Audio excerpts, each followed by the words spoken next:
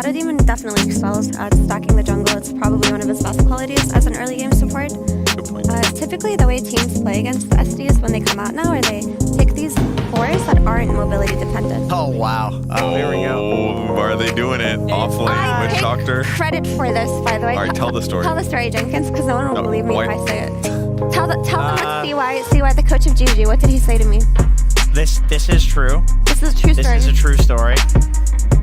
There's a lot. This story goes on a lot longer than when I'm going to cut it off. That we probably won't want to talk about on broadcast. Because there was some sort of peeping situation that we were doing with CY. We was getting onto the elevator. Just tell Right, us.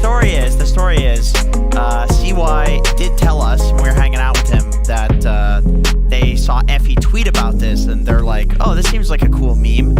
And then they did it, and they're like, "Holy shit, this is actually pretty good." The Witch Doctor IO, that's infinite healing strategy, and then they actually did it in competitive, and like slowly but surely realized that it was good.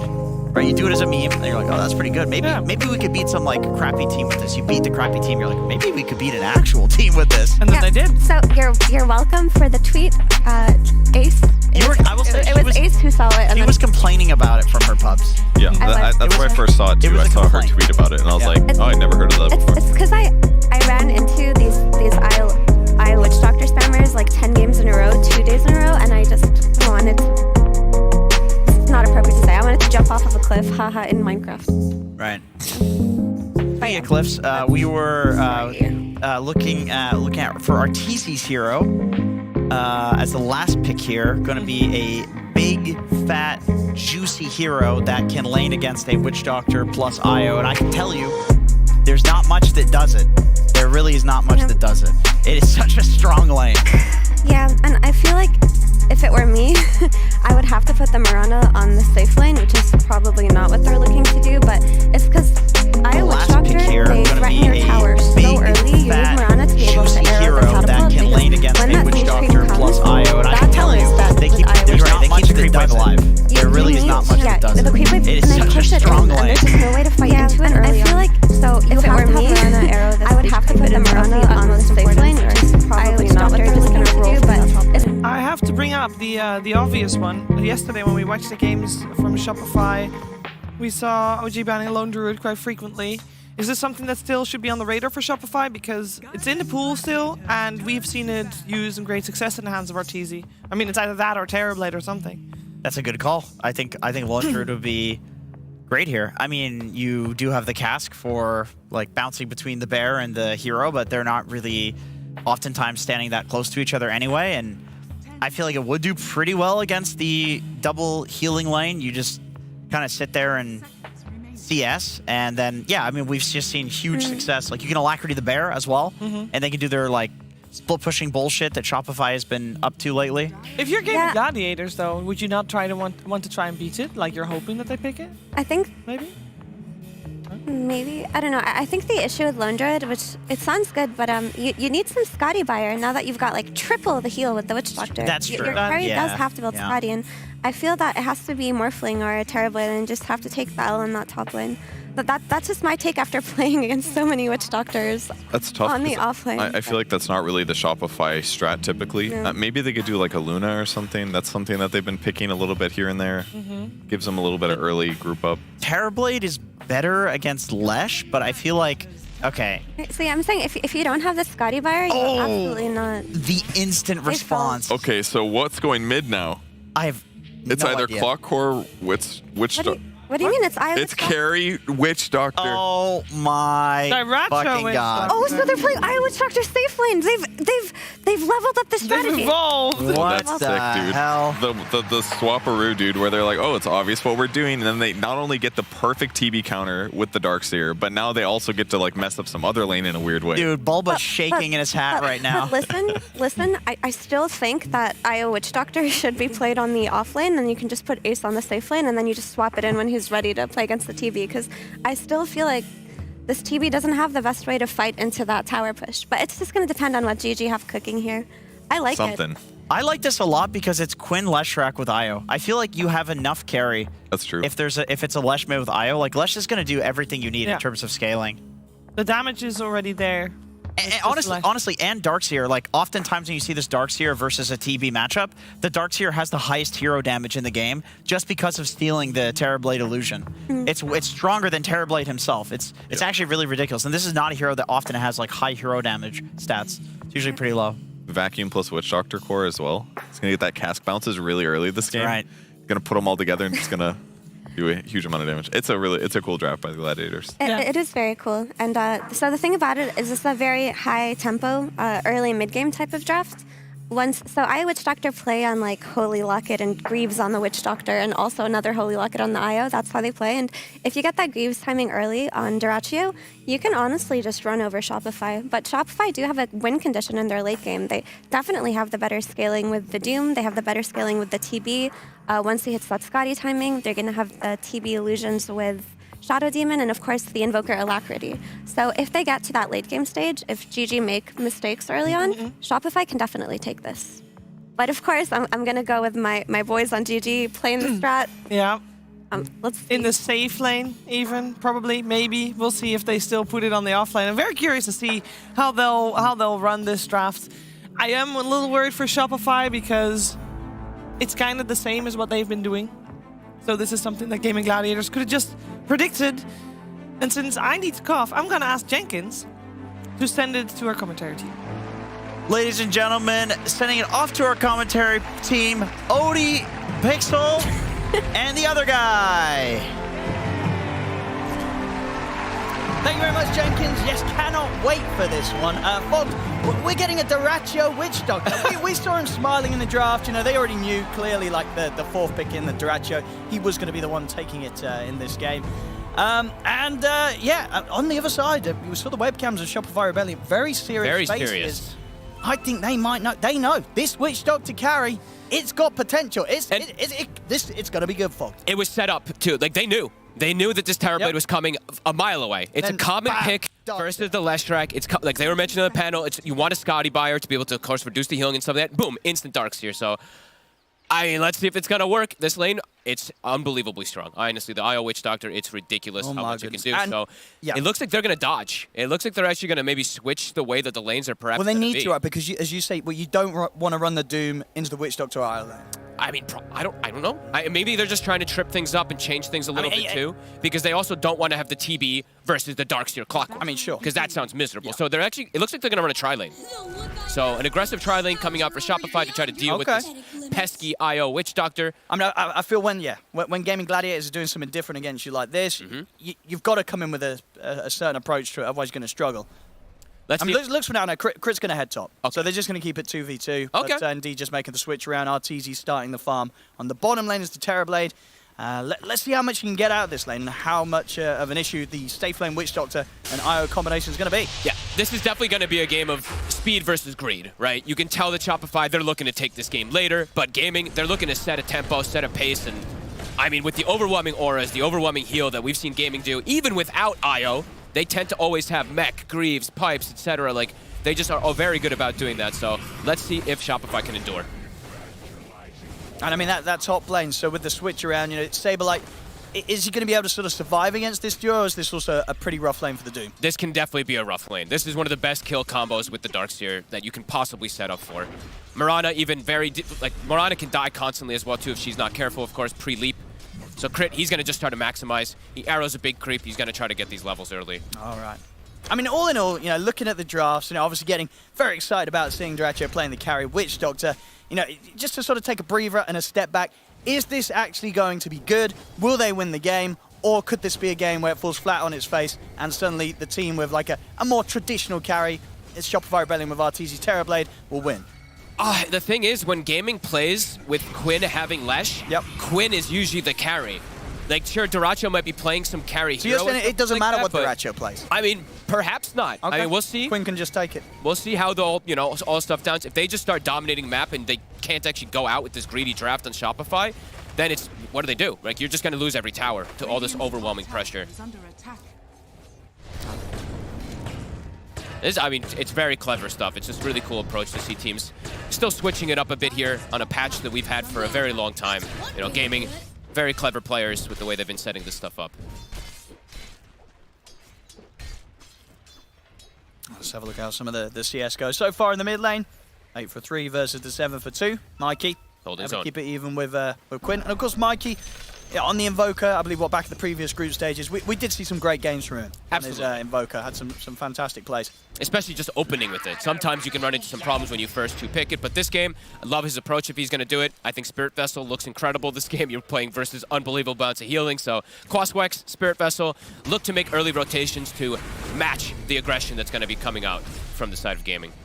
They're trying to get aggressive onto Duraccio. Do they get him? The heals? I mean, the heals are a little too much. Yeah, Arteezy can't push forward anymore for this kill. Has to back away. And it's only going to get harder to fight through those heals as the levels come in for Gaming Gladiators safe lane. Yeah.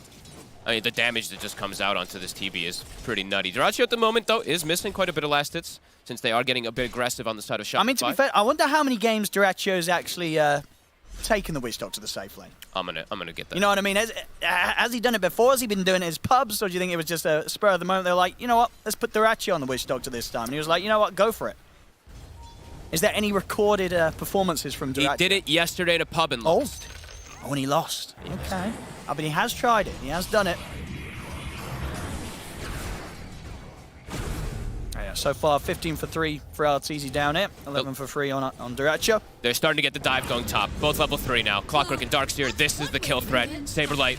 They glyph the wave. See you later. I mean, there really is just only so much you can do as a Doom now, right, against these two. If Ace and Tofu see the chance, they're on top of you, and not a whole lot that you can do to stay alive. Even Crit having to jump away, being kept very low by just the overwhelming damage of these two. A vacuum back as well. Ace is going to be able to keep the damage coming in onto Crit. Crit has got just enough movement speed to keep out to the side. Good stuff. Starting with boots on the Mirana, actually very effective versus this lane, so good little approach. But yeah, I mean, this is what's going to happen. This lane, as we said, it's one of the more aggressive lanes you can play, if not the most aggressive lane you can play with Darkseer. So it's a choice that they made. They'd rather have the Doom get slowed down a little bit. He's got easy recovery than have their TB get slowed down by any means. What are these items looking like down bottom? It's the really scary part is pretty much when Celery gets Soul Ring, and he's getting pretty close to it, because then it's just they have infinite mana to constantly just sit on top of you. Infinite sustain. Yeah.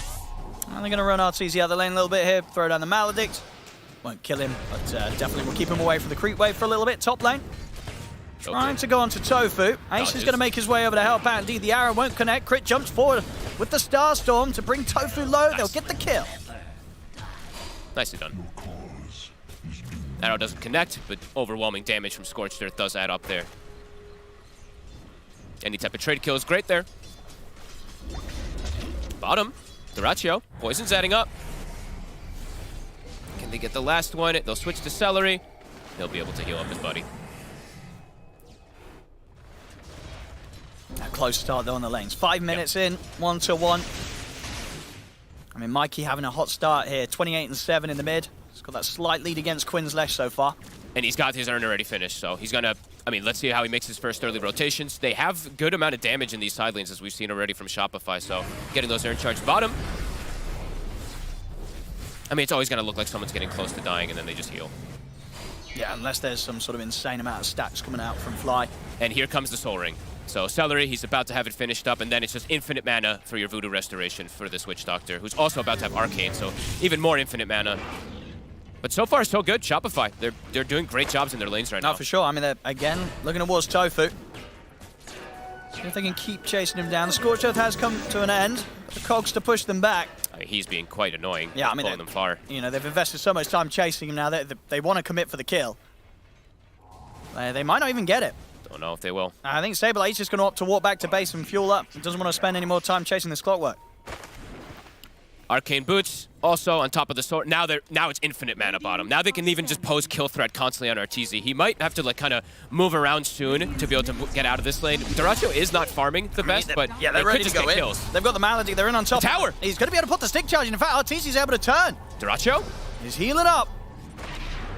Backup comes in now from Crit. The Duraccio and Celery, they're pretty deep. Hard for Crit to do much more than just sort of force them away, though. What with the heals pumping, they won't have the damage to battle through them. Even though it did get close underneath that tower. He got hit like 4 times. I mean, some OS Frog healing. He's back to full, but almost gets brought down from that mistake. Yeah, back to full and nearly having the mana to be able to go for another aggressive attempt onto Arteezy. Curious to see what the itemization is going to be from Ace this game. Maybe just like a Lotus Orb, forget the dispels that'll come out from the inevitable the vessel that's going to be coming out. Because I see the Dyrachyo, he's just going the auras. He's got the Mech and Greaves queued up for his team. Easy. We'll be fine. Yeah, stepping back to be careful not to get that chance of getting caught by the second bounce of the cask. Quinn is looking to dive top. Saberlight. I mean, same time, Shopify Rebellion, they're going to bring the numbers down bottom. Saberlight will fall, but down on the bottom lane. Shopify, they'll find Dyrachyo. Nicely done. We'll get the trade. 1-for-1 across the map here. And with that Urn Charge, he instantly throws it on Arteezy, so he can actually stay down here and perhaps get some tower pressure, too. Really good moves. I mean, dead even here. Definitely a good sign for the side of Shopify if they're keeping things even in the lanes. As we said, it's all about speed on the side of Gaming Gladiators to shut things down. Yeah, I think Arteezy is going to be feeling pretty good about this start. For sure. It was a good way to address the lane situation, starting the Terrorblade down bottom, and he's kept his cool. He hasn't died down here, and he's still getting decent farm. Tofu, Invis Rune, he's spotted though. Arrow off the mark. I've got the Tornado. Trying to get some of the poison stacks in onto him, but the Invis still persisting. Tofu will be able to walk away. It's one of those runes that does not get dispelled from the Tornado. So yeah, gets away. Yep. And what top Saberlight, he's got his Midas on though, so he's going to start pumping the numbers. I'll try and go on fly. Simple disruption. Holds back Dyrachyo. The important thing though for everything is like they're doing well, they're doing great in their lanes, right? For Shopify, the one always scare thing, of course, they sound so clowny, of course, because there's like this carry watch top lane. Oh, he's juking. Hiding in the trees here. Saberlight will find him. Nicely done, Saberlight. And yeah, stand on top of him with the Scorched Earth. Should easily give them enough damage to take him out through the range of the Doom. Quinn turns up, but nothing he can do to help out. In fact, all he's going to have happen is have a fair bit of his mana taken away. Love Mikey's moves. I mean, getting these Urn Charges is super important early on. And bottom, this time, they able to line up the arrow perfectly. Have they got enough damage to burst through the heals? Not quite. Dyrachyo still able to walk this off with Celery. Another poison. It actually misses. All right, it's going to be too much now with the heals. They're back under the tower. I mean, very much seeing the difficulty in killing these two heroes. If you're not able to 100-0 them, the heals are just too strong. This could be one of... Oh, Arteezy. Valedict. He's fine. It's only level 1. Ace actually goes for a Meteor Hammer, by the way, on the Darkseer. All right, I guess he wants to put the pressure on, take some towers. That is definitely pretty interesting stuff. I guess first time this patch. I've never seen it before, but I guess because the Doom's like jungling and stuff, he wants to be able to take towers. Cool. Quinn? Nice arrow. Lovely arrow from Crit. Making up for those earlier missed ones. And very nice. And Mikey, with his constant rotations, he's there for the kills. He almost has Vessel. So they're starting to already find these answers and solutions, perhaps first I with this think healing. Shopify's going to be feeling pretty good about this. Looks nice. It really is going to be a question if Gaming Gladiators went a meme too far this game. Yeah.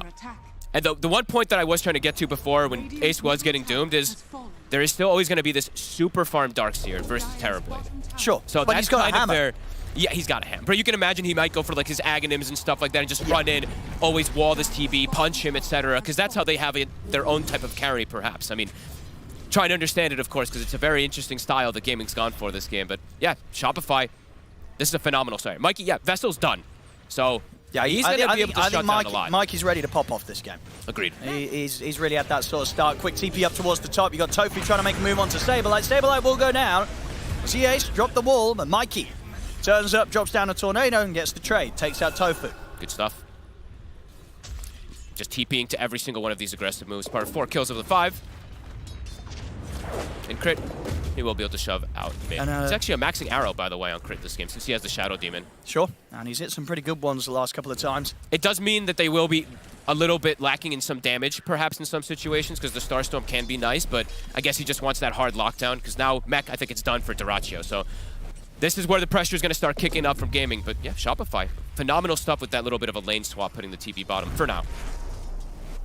And they've got Ancients, so Arteezy's going to be able to farm those stacked up. And they want to fight. They've got Doom up. You know, Mikey, of course, very, very ready to get active across the map, lead the charge. Vessel ready, already has Midas queued up. Perfect itemization. See them go for Dyrachyo. is under attack. But they know what's up. They've hit them with a scan here, Gaming Gladiators. Saberlight's here. They're going to start going straight for him. The question is if Gaming Gladiators are going to be able to head over and help out. Duraccio getting dove. Arrow hits perfectly. He's gone. Let's see if the Gaming Gladiators can fight back here. Ace trying to get in prime position for a good setup. He's in on top of Mikey. Mikey will be protected by the disruption. We'll see Saberlight go straight towards Quinn, but the tether and the heals are there from Celery. Celery keeping Quinn alive. They'll lose Mikey, Shopify. And Shot hook. forward, Tofu. He closes the gap on Saberlight. Cogs it down. The hammer there as well. Saberlight will fall. As Bit Gaming slow, Gladiators, they react, they take 2, and maybe even more. Straight away, they charge over towards Fly in the trees. A 3rd kill for Gaming Gladiators as they respond, pretty much with a full lineup there. Got to be careful how aggressive you go. That's the Doom used, and Quinn just stands his ground with Celery. Full heal through, and oh! There's actually still the Ancients here. And maybe even another kill. Crit's got to be careful. Yeah, Quinn should easily have the space to take this Ace. He's going to be able to help out with his hammer. As indeed those Ancients, they'll go straight into the pockets of Gaming Gladiators. Timings are soon going to be hit together here. I believe the pipe is coming out soon for the Darkseer. Quinn on his way to Bloodstone. Kind of ramping things up. Duraccio, max heal and mech. They want more. He's just going to start running at them. Look at the just down to Saberlight. The Death Ward's there. Fly, he'll try and buy some time for Saberlight with the disruption, but only means that he gets destroyed by the Death Ward, and indeed with the Maledict on Saberlight. He's also going to fall incredibly low. Hookshot forward from Tofu, trapping Saberlight in the cog. Saberlight goes down, Quinn steps in. They're closing the gap on Crit and Mikey. They've got to run Shopify. But Mikey, he cannot escape the Leshrac. Another kill for Quinn. 3 dead once again on Shopify. Gaming Gladiators, they only lose Tofu. They get the 3 of them. They're also going to be able to take this mid tower. Oh God, Owen, it's starting to get too much. The heals, the pressure. Mikey comes in. Back-to-back deaths now for the Invoker after having a perfect start. I mean, Gaming, they know how to play with this type of Witch Doctor. Doesn't matter if it's on the carry roll, he's still playing it as this like kind of offlaner. Greaves are about to be finished, so they'll have a Dispel now for that Vessel too, at least on him. I mean, they just group up and fight like this. It's insane. It's just impossible for Shopify to find the damage to bite into them. And of course, in the midst of it, just having a hero like Quinn, Leshrac, being played by Quinn, you can't kill this man. No. He's going to be pumping out so much damage whilst he's being pumped up with so much heals. Crit. Oh, he knows. He knew. That stun would have indeed hit, so Crit, his only option out of there was to cancel the TP and keep running. But Duraccio, Cask and a Maledict, Crit's gone. Oh my God. Yeah, 14-minute Greaves online. I mean, Gaming Gladiators, they're absolutely, from this point onwards, they're just going to keep running at them. Absolutely. I mean, they can force Roshan, they can force every battle. Shopify, I mean, Mikey cannot stop moving around. Maybe, honestly, maybe he might not be able to go for the Midas. It might be necessary, but relocate. I mean, they're trying to go for Tofu. Get him. They will get him. Disruption holds back Quinn, should give them a bit of space here to back up. And indeed, Shopify Rebellion, they'll get the kill and get out. This time, Gaming Gladiators not able to chase them down. They see RTZ. Oh. They're pinging him out immediately. They are running right at him. Oh, he's in trouble. Oh, he missed the Maledict. He did. Did he make it out? I think he actually will. I think he will. I mean, I think it's what? Oh, no, I mean, yeah, he probably would have been fine anyway. I think he would, yeah. Well, yeah, level 3 Maledict. It would have been close. He would have maybe taken to the last tick of the fountain, and then the fountain heals might have been enough. Yeah, I think, yeah, you're right. He probably would have survived even if the Maledict hit with the TP back to base that he was going for. Shopify have to be, when you're playing versus IO, the game is very different because there's always going to be extra overwhelming pressure, extra numbers that come. Shopify have to be very decisive with how they move around and with how they set up for a lot of these fights. Like, they have to bring numbers in so many different occasions because this game is all about buying time for TB to get his Scotty, get his items online. But at the same time, like I said, the Darkseer will be able to scale versus that as well, as big as the TB gets. Ace. We'll find him here. It's relatively tanky with a completed pipe. We'll get the wall down, but it won't survive. Ace taken out. Crit. Tofu's got the hook shot up. See what he wants to go for here. He's going to go for Crit. Crit still has a leap available. Back over in the mid. Mikey's holding them away. They get the tornado. Harrow not going to quite connect. Doom's going to get laid down, but there's a lot of sustainer from Celery, so he's able to walk away. He baited it. Did you see Quinn's movement? He walked back in like saying, please Doom me right here. I'm fine with eating this. Oh boy. No Doom now. Not the most important spell in this game. I mean, it really isn't, right? It feels like every time that the Doom's used, it's like, well, whatever, because They're going to heal up for it. Very, very, very tough for Saberlight to find situations where the ult's going to be of use. But they'll punish it either way. Roshan, next on the menu. They're going to just sit at full HP while doing it. Siege Creep is going to scout it, but I don't know how Shopify tries to contest this. They're going to have to go first heal. Yeah. They'll scout things out with the Sunstrike. There's a full mech done on Crit. We might see Crit go for some sort of leap in. I think you do. You might as well. They're going to try to look for it. We'll see if he's able to time it. They're trying to disrupt it the best they can with the Tornado. Back to full health. Let's see. Will he get it? Does Crit want to try? He certainly does. Another Sunstrike. They know how low it's getting. See if Crit can time it. Arrow, he's in! He jumps, but he doesn't get it. Doesn't get it. And they're after The kill goes for Gaming Gladiators, and Quinn gets the Aegis. The Death Doors drop down the mech. We'll save Crit. Okay. It was a good attempt. It was a close one as well. He nearly had it there, Crit. Tofu setting up on Arteezy. The relocate. Here it comes. We'll see if Fly can help out. There's only so much he can do to hold them back. Good disruption. He's going to buy him a little extra time. We'll be able to get the Thunder off Arteezy. And we'll manage to turn, actually, take down Celery. In fact, he's able to TP out as well. I know he wants to stick around. He's got the backup of Mikey. They could try and go for a third one here. They're looking towards Quinn. Arteezy's in onto Quinn. The Tornado's there, but Ace comes in with a vacuum wall. Quinn still alive in the midst of it all as Arteezy falls. Ace, he's ready for the cleanup himself. Chases down Fly. Mikey will manage to TP out. I mean, that was close there to Shopify, setting up something fantastic for Arteezy. But then just as it was starting to get good for them, Ace shows up, walls down, and then not much more you can do against this incredibly stacked Darks here at this stage. The heals. And this game might have the most healing in any game that we've ever seen by the end of it. Depends how long the game is. Depends how long the game goes, of course. I mean, but yeah, with the Bloodstone, with the Max, with the Witch Doctor, Io, etc., that was the pipe, right? I think Ace comes in, pipes, he gets a little bit extra healing on the Lesh and is able to turn things there. Close, though. I mean, Shopify, they're still playing really nicely around the map because while that whole Roche was happening, the gold lead actually shifted like 3,000. This is a good move from Saberlight. The heals already on. Heals are already there. Let's see if the rest of Shopify can connect in time. They can't. It doesn't end up working out. Looked to be maybe an opportunity to get away with something with the Doom, with Dracho on his own. But indeed, look at them run at them. The 5-man here at Gaming Gladiators going straight over towards Mikey and Saberlight. As Mikey caught in the cogs. Quinn perfect with the timing. Relentless aggression. I mean, that's every Doom so far, I'm pretty sure, has just been them running right through and not caring about it whatsoever. A great game so far. 20 minutes in, 13-11. Pretty much dead even on the gold. Oh, your pubs are going to get so ruined from this, everybody. Carry Witch Doctor coming to a game near you. I mean, at least, you know, Gaming Gladiators, they've picked it with respect to the fact that, we're nearing the end of this patch, Exactly. That is true. They're like, you know what, guys, should we bring it out? We know how it's going to sort of change what's going on in Dota 2 games around the world. They're like, well, seeing as we're coming to the end, we can show the world the power of the safe lane Witch Doctor. Arteezy does have the first big item that he needs in this game. The Eye of Scotty, it is finished up. So Vessel, Eye of Scotty. Imagine that Saberlight's also going to go Shivas. I think he does have Blink. Yeah, he's queuing up Shivas. So all this heal reduction, this is how they have to play versus this pesky draft of Gaming Gladiators. But still, the same thing continues. Can they endure long enough? And is it even going to matter when there's this Darkseer that's going to constantly throw a wall on top of this TB? The prize is mine. Dire's middle tower has fallen. But still, I mean, they're still doing a great job, though. I mean, Arteezy only has died once so far this game. And they're just feeding him tomes, trying to get him as online as possible. How close is he to his next time? We're trying to get the Hurricane Bike online. He just finished the Scotty, so he's quite far. He finds a pretty good item, though. He gets the neutral item, the Nether Shawl. It's probably one of the best ones you can get this game. Yeah, fantastic. Yep. Absorb all that magic damage. Gaming, looking to continue dictating pace. Nice leap.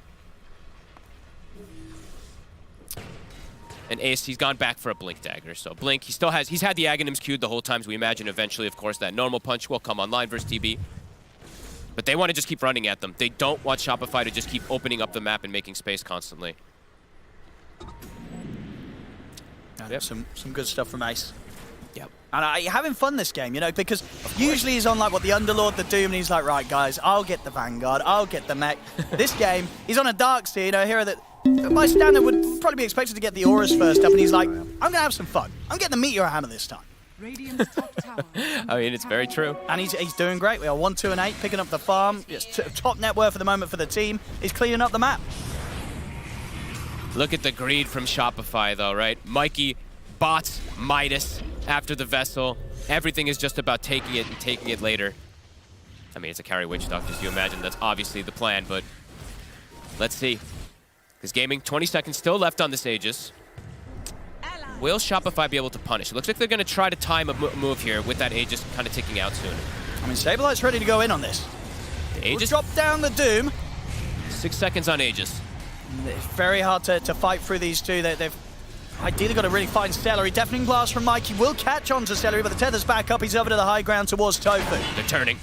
See a hook shot in aggressively. Tofu over towards Saberlight. Arteezy's wrapping around from the side. They'll lose the Doom. They see the vacuum into The Meteor Hammer. Ace with the setup onto Arteezy. They'll lose Celery. Quinn? See if Shopify Rebellion can keep pushing through this as they've taken out Quinn. See if they can get anything more. Tofu blocking off the entrance to the high ground here with the cogs, and Duracho has turned up. He's a bit late, though. They still want to go in Shopify Rebellion. A Voodoo switcheroo here, used aggressively over towards Arteezy, but Duracho, he's going to die as well. Big moves.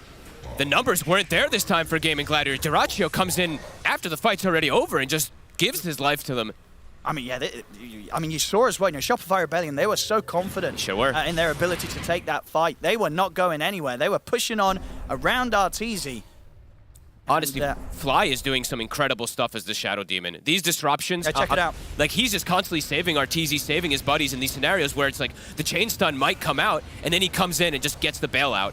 It's really beautiful stuff. There again, I mean, I think that's the third Split Earth I've seen him dodge with a disruption for his buddy.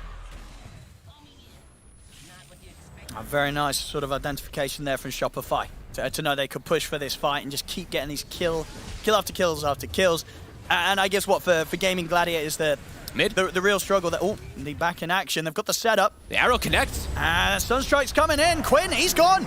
They weren't able to relocate him out in time there.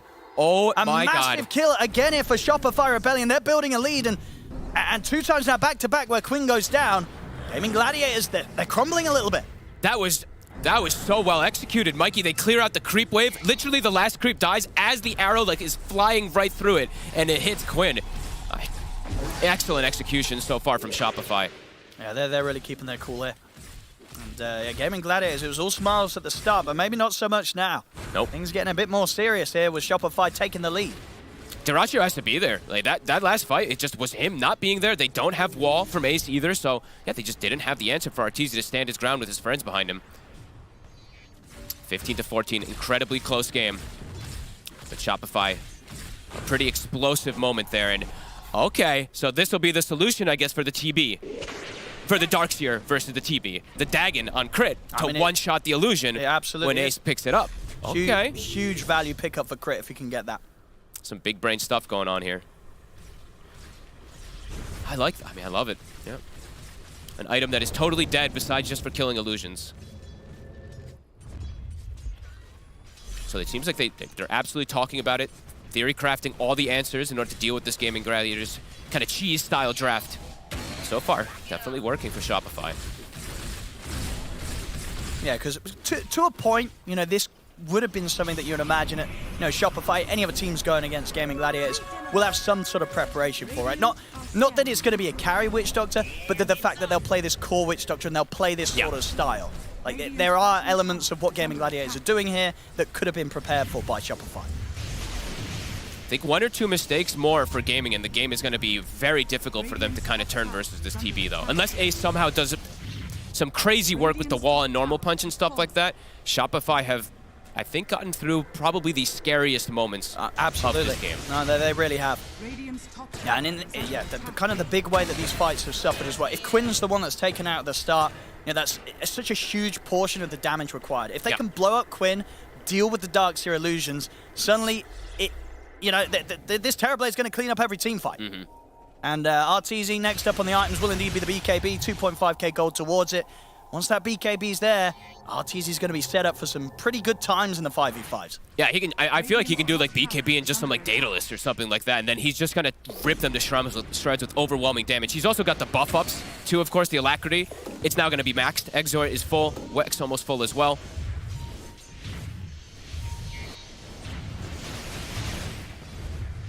Gaming feels like they need to get this next Roshan, but they don't really take it that fast with their draft at this point. And Shopify, you can see everyone's just farming. It's just like, guys, they missed their timing.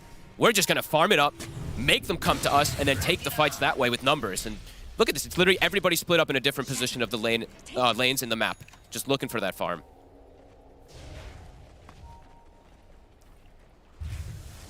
Crits top, Doom's jungle, TB bottom, SD jungling, Invoker shoving lanes. It's all about just pushing these lanes in constantly. And Gaming, it's up to them to find these kills, to bring themselves into an advantageous position now. I mean, yeah, for Gaming, you know, what do they need to be doing? Like, how do you sort of break your way out of this position now where you've been knocked behind? You have to, I think maybe Quinn BKB, and then you just look to take some fights and catch these people who are off guard before they have Mikey with BKB, before they have the TB with BKB. And then immediately to Roche and try to just snowball and probably end the game after that. I think if the game continues for too much longer, it's very unlikely that they actually can win. Unless, like I said, Ace does something absolutely absurd with these illusions on the TV. Now, how close are we to the Dagon? Just about a recipe away. The crit. Normal punch online. He's getting there. He's getting there. BKB done for Arteezy. Okay. BKB also about to be coming out for Quinn. And okay, maybe they try the Roche without actually getting a pick off. It'll take him a bit of time. It actually dies a little bit faster than I'd anticipated. I mean, Quinn's kind of out of mana, though. Shopify's going to know. Quinn is pretty low mana.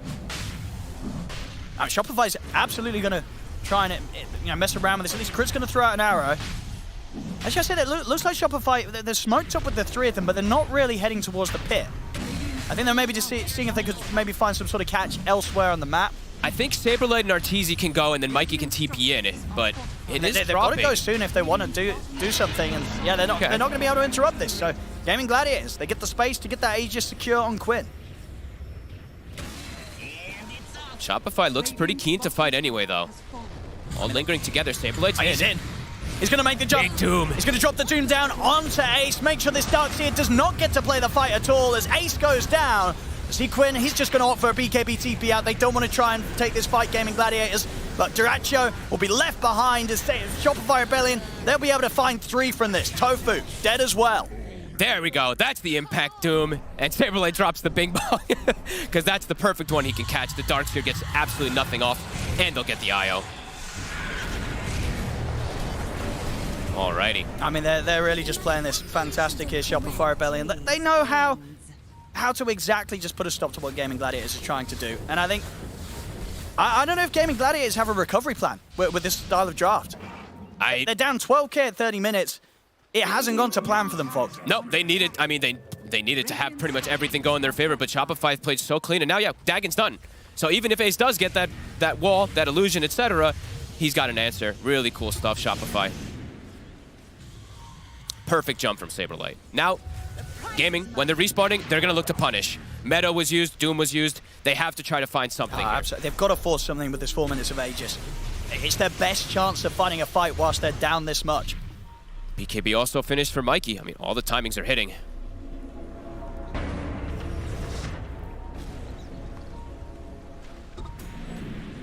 Dyrachyo completely now is just, I mean, it's been for a while now, he's just a support.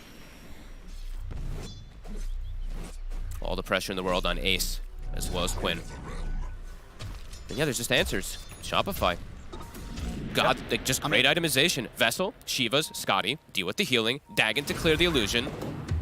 And then I'm seeing, yeah, Fly, he's going to be going for an Aghanim's as well, too. So even more ways to just control the mobility that's going to come out from Lash, Darkseer, etc.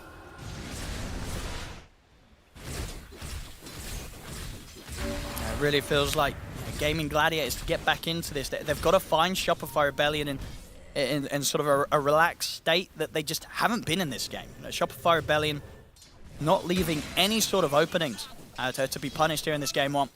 They're just shoving lanes. I mean, like Arteezy, 5-1 and 5. Oh, look, bottom wave is coming in. I'm going to push it in. Top, Mikey shoves the wave. Just continuously get that farm going.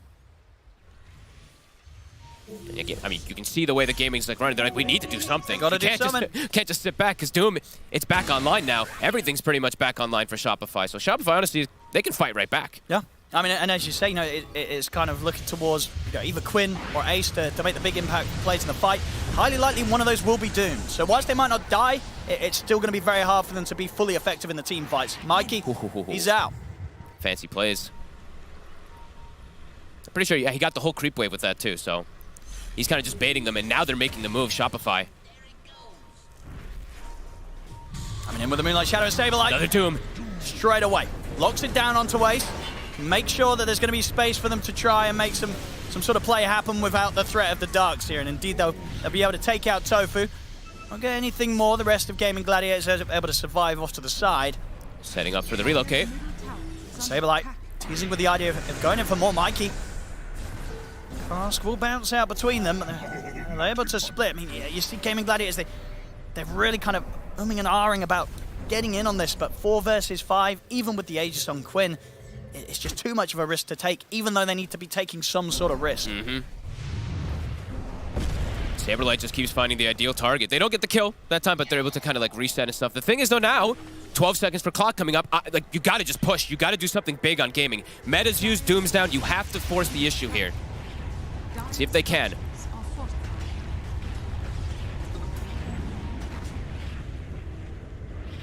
Not gonna get too much out of it, but they still have to look to play aggressive with any of these cooldowns. But lanes, they're all shoved in.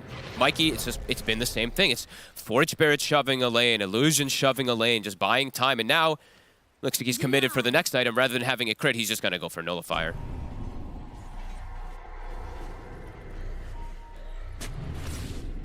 And that is gonna be the Aegis getting reclaimed in 20 seconds. Quinn, very close at least to his next item. Do you think indeed he will go all in for the Hex as the best thing in this sort of situation? It feels like buyback isn't going to really matter too much somehow, so I feel like, yeah, he just has to.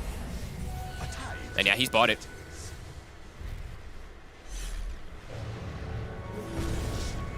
How long on the Doom? 20 seconds. How long on Meta? 45. GG, they're looking for something. But nothing to find. Lanes being shoved constantly. I'm so excited. I just want to see the fights happening where the crit Dagon actually pays off. He just Dagons the illusion instantly. I mean, yeah, that's exactly what he's going to be looking for.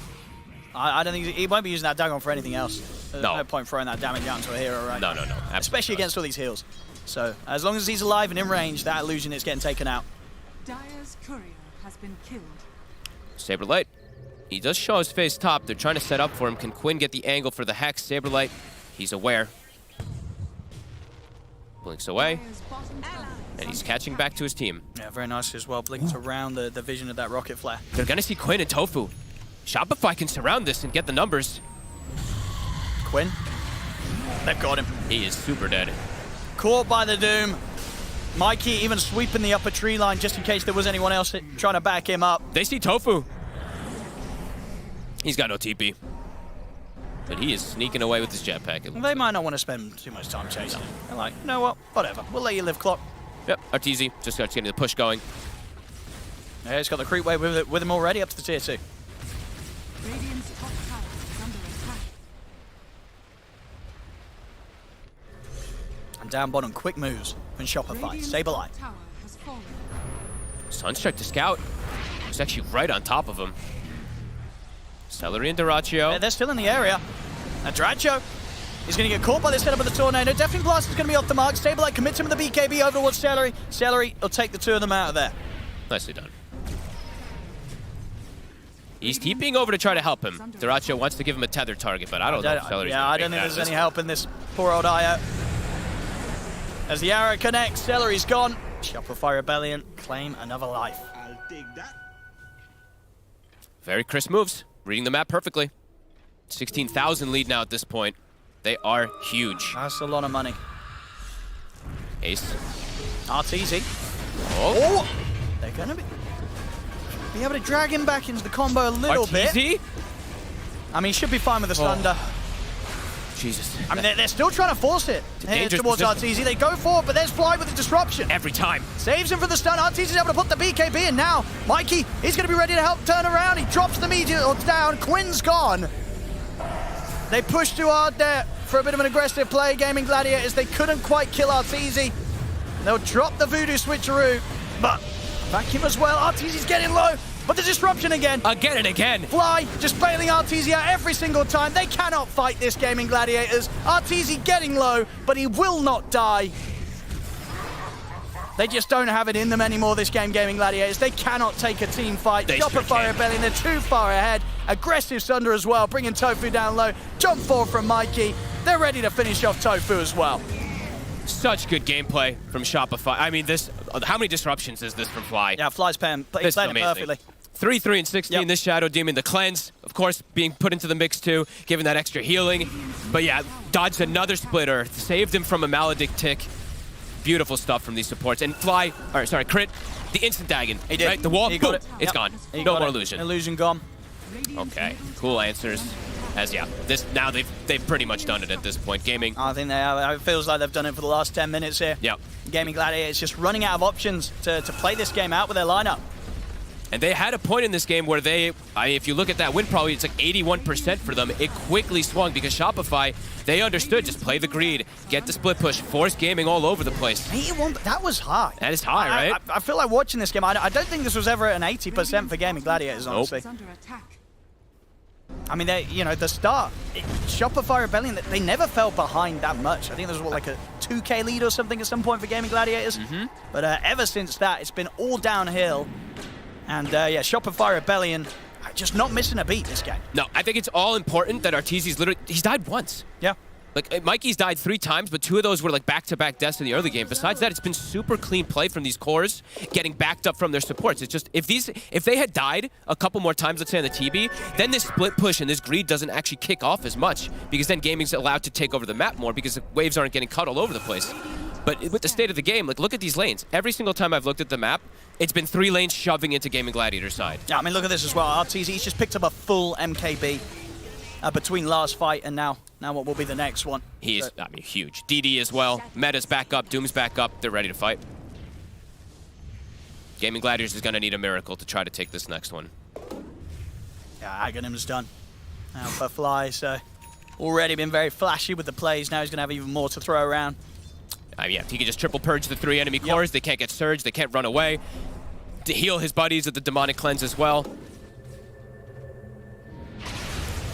Very well played. So, yep, I think probably like the perfect itemization, the perfect ways to react to this cheese type of strat, of course, that gaming's kind of gone for. Yeah, they have gone for this game, but I don't think they'll be going for it again this series. Not the Witch Doctor in the safe lane, probably.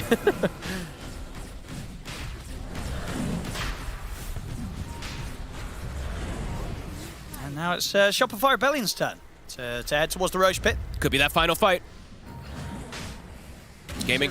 I mean, they'll try and get her in time, but Mikey, he knows he's already able to hold them back with the tornado. They're still trying to close in on this. And Quinn, He's just in. he's going to go in with the BKB. He's just dying. But I mean, Arteezy just does so much damage. I don't know if they can keep Quinn alive. They can't. Quinn's gone. As Arteezy is too big right now. They cannot fight this Terrorblade. Celery will be able to snatch the Aegis. It's cute, but it ain't going to turn this game around. As the Dooms drop down onto Ace, the Darkseer's out. Duracho also not a chance in this fight. Triple kill for Arteezy. I mean, this game's over. This Fog. game is over. Probably just discussing a couple things here, last moments there on Gaming Gladiators, but that is totally it. Ultra kill for Arteezy. 12, 1 and 10.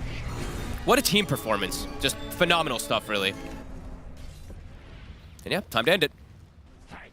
Saberlight, the first, I mean, a bunch of these Dooms, they were just everybody running away, but the last 3 or 4, perfect. Literally just gets on Ace, he doesn't get a single spell off. And they even have the answer, of course, with the Dagon and itemization. Just, yeah, really cool identification this time around from Shopify. It looks like they want to give it one more chance here, Gaming Gladiators.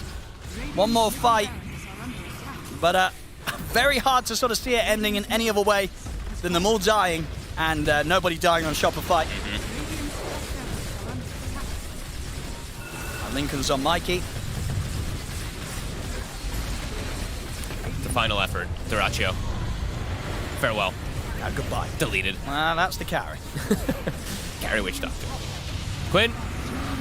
Doomed again. It's just too much damage from the Terrorblade. Quinn's gone.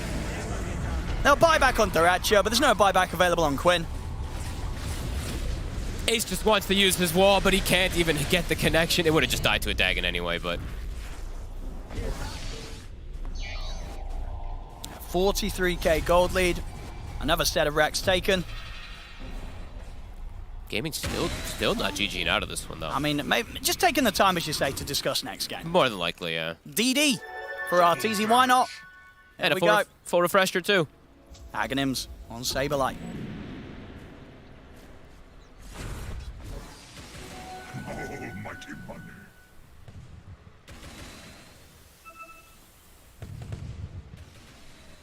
30 seconds till Quinn. TZ's just gonna walk in. I just pops the BKB straight away. They threw the Lincolns on him also, I believe, to block the cast. Terror Wave to zone them. Ace. He's going to get in with the punch. Dagon. And Duraccio, he's trying to step in with the BKB.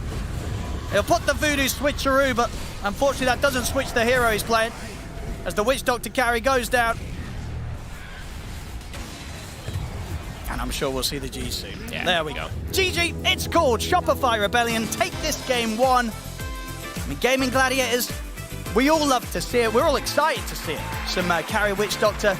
But maybe this game, it was indeed a mean too far, folks. Maybe a little bit, but I have to give enormous respect to the way that Shopify was playing. As they crushed it, like, on all accounts. There's tons of movement happening. You can see the Gladiators, they're looking to set pace. They get the Roches, but it ends up not mattering because Shopify, they understood their win condition. Get Midases, farm it up, split push. Don't let them force to your high ground ever. Don't end up losing too many fights. Never really dying, backing up RTZ perfectly. 14, 1, and 12. Lots of different things end up being pretty cool with the way that they adapt, switching the lanes up. Itemization is crucial and perfect here from them. Yep. Very well done. No, absolutely, yeah. A top-tier performance from Shopify as a whole. And yeah, RTZ, as you say, a standout there, 14, 1, and 12. And in a game where there was so much threat and potential for this Terrorblade to have a tough early game, RTZ, he knew exactly where to be and where not to be. Yeah. And shows absolutely in the final scoreboard. And this man right there on the screen, honestly, Fly had, I think, 3 or 4 saves that could have actually compounded into that advantage gaming needed to perhaps go for this early pressure. But yeah, beautiful stuff. Yeah, absolutely. Always was one of sort of the top tier Shadow Demons in the world, and still bringing it out here in this day and age. Great stuff from Fly. 5-3, 22. Fantastic saves. Well, there we go. Ladies and gentlemen, game 1. It's going to go the way of Shopify Rebellion. Cannot wait to see what these two teams have in store for us in game 2. Me neither, ODPixel, me neither, but we're gonna have to wait a little bit before that second game, and that gives us some time to talk about what happened here in game number 1. The Witch Doctor this time no longer in the offlane, but played by Duraccio as a carry. Did not work out for Gaming Gladiators, but also perhaps that was not due to the Witch Doctor, but due to Shopify just playing very crisp on this Saturday morning here. I'm joined by Purge, Effie, and Jenkins. And Effie, this Witch Doctor, of course, we've seen it a lot in the hands of Gaming Gladiators. This time around, it did not play out. What do you contribute that to? Yeah, unfortunate. I mean, we really enjoyed seeing it come out as a carry. Of course, it's fun to root for something that's wildly entertaining like that, but as the game progressed, there were definitely a lot of flaws. We talked about Shopify's scaling and their late game being a lot better, and they definitely played the game they needed to. But like I said, I don't want to hijack this entire thing, so I'm going to let people talk. But the main thing that I wanted to point out is that when Io and Witch Doctor are played together, Io has to stick to the Witch Doctor. It's an immobile hero, and they have to push lanes together. So when there are fights that are taken, like the one that was taken in GG's bottom jungle, when Shopify smoked on them, and Witch Doctor is the last to join the fight, that doesn't happen if Io and Witch Doctor are playing together, because the Witch Doctor gets relocated in and you're baiting the Lush. But because you had these two heroes that Io was constantly alternating between, in the Lush rack and the Witch Doctor, I feel like it proved to be a really big flaw. And Shopify capitalized on that completely. Yeah, and I agreed with what the caster said about Fly's performance. The disruptions, I don't know if he was doing it on purpose, but like it was like 3 times he disrupted. He was, dude. I right swear to God. before a stun, and when he was at 30% HP, he would have died. He had vision. Like I was checking because I was thinking the same thing. It's like, is this just like he's saving the guy that's like clearly getting gone on, or is he timing this with the stun animation coming out? Yeah. And I looked. It's like, oh, he actually has a ward there. And it was his wards. So he was placing wards, giving himself vision to do these. I think there's going to be a fight here in 5 minutes, and I'm going to need to disrupt. It was crazy. Cancel the splitter. It's mind-blowing looking at him after that game and just seeing absolute deadpan, because it's like, dude, that was a fucking amazing performance. Yep. How are you deadpan? You just carried that game completely from the 5 position. And it wasn't just those team fights. It was also the laning stage, too. I thought they did a really good job pressuring Dyrachyo and the IO at level 1, level 2 before they got that level 2 heal. They put all the heat into the Witch Doctor to get his HP low. Then he has to spend mana to get his HP up. But why that's important is because normally that happens while you're going aggressive on the enemy. So your mana is being spent to heal you and to damage your opponent. If it's only being spent to heal himself, then he's sitting low mana before they get Arcane Boots, and their offensive potential isn't as high. So Shopify Rebellion really did play that well. Yeah, but I think that lane overall went really well for Gaimin. I think Gaimin did well on all 3 lanes. They won those. And sure, Witch Doctor, you exploit them the first few levels, but once they get that mana regen up, I mean, they took that tower at minute 10. The enemy offlane tower is a lot harder to take than the enemy safe lane tower. But once they hit their timings, everything was going right for them. But in a draft like that, all it takes is one bad fight for it to fall apart. Like, we saw that the net worth was even. The score was 14 and 15, right? But that one really great smoke by Shopify that they timed on Leshrax's Aegis, after they won that fight, based on the back of Fly entirely, true MVP of the match, after they won that fight, Gaimin did not get a single kill afterwards. It was 14 and 15, and the game ended 14 and 35 for Shopify. It completely crumbled. I agree that fight was really big, but would you say that laning stage with the Witch Doctor was a little bit underperforming? Like, it was still good. They took the tower. They still pressured. Maybe you want to dominate but more. I feel like I wish I don't really feel like I even saw them get many kills at all. I feel like they should have. Well, they're playing on the safe lane, so it's a little different. I think it went really well.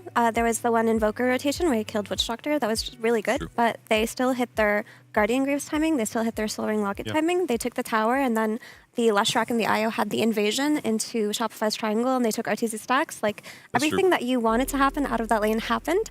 It's just they made one mistake. The Witch Doctor joined the fight last, and then Shopify completely snowballed, right? And that's just because there was no way for GG to go into the late game playing against all that heal reduction, right? You're playing against a TB who's a natural carry with a Scotty. The Doom had the Shivas eventually. You had the Vessel and Invoker. The Invoker also went Midas for the scaling, and it was a ticking time bomb. Yeah, I thought Mikey did actually play quite well that game. He helped with Crit's help. He got that kill on Quinn using Ghost Walk to slow him so the arrow was more likely to land. That was really cool. He did rotate successfully. He was maybe a little bit of a sleeper hero of the game, I thought, but he did do well. Also, it was good to see him on a hero that really fit the game. Going back to the point of like the one fight going really well for Shopify, and then the rest of the game just like they don't, like Gaimin dies, nobody on Shopify dies for the rest of the game. I think the reason for that, and if I'm Seller and I look back at this draft, I'm thinking like, we picked 2 heroes, 2 cores that are countered by the same things. Well, I mean, technically, if you want to include the IO as well, it's like any healing reduction is going to counter both your carry and your mid laner. So they're relying entirely on the Darkseer to carry the game, which versus a Terrorblade, you definitely can. But then Saberlight, he was hitting some good dooms. One hero versus 3 cores is not always that easy. So I think, yeah, I think going all the way back to the draft, maybe with a Leshrac, the IO Witch Doctor feels a little bit weird. A little bit too hard. Yeah, especially with the way GG... So GG are so comfortable on their IO Lesh that it just felt natural for Celery to pair up with Quinn. But IO Witch Doctor does not work that way. Like, you're supposed to be Siamese twins. You're supposed to be attached at the hip. That's how you get your slow-moving Witch Doctor into these fights when he needs to be there. So we liked it conceptually. It was a lot of fun. It's something that they clearly talked about because they were laughing on the screen. They're like, time for a carry Witch Doctor. But I think back to the drawing board, because they could have called GG. But they didn't, right? They just let Shopify win the game organically. So they're breaking it down, That means they were talking. They were using that time to talk about what went wrong and what they're going to do next. Well, we're going to find out what they're going to do next, because Game 2 of this series coming your way after a break.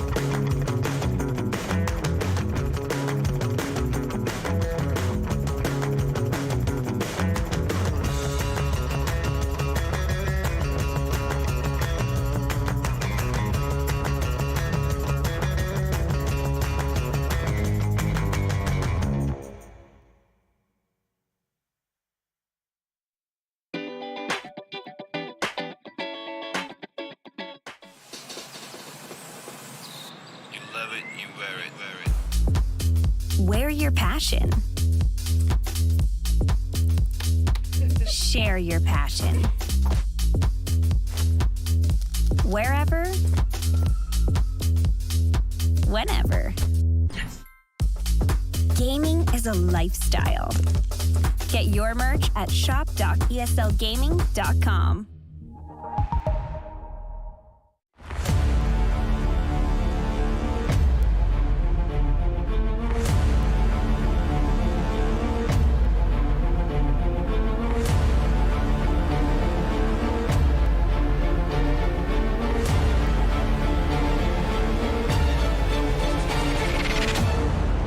And the hunt begins.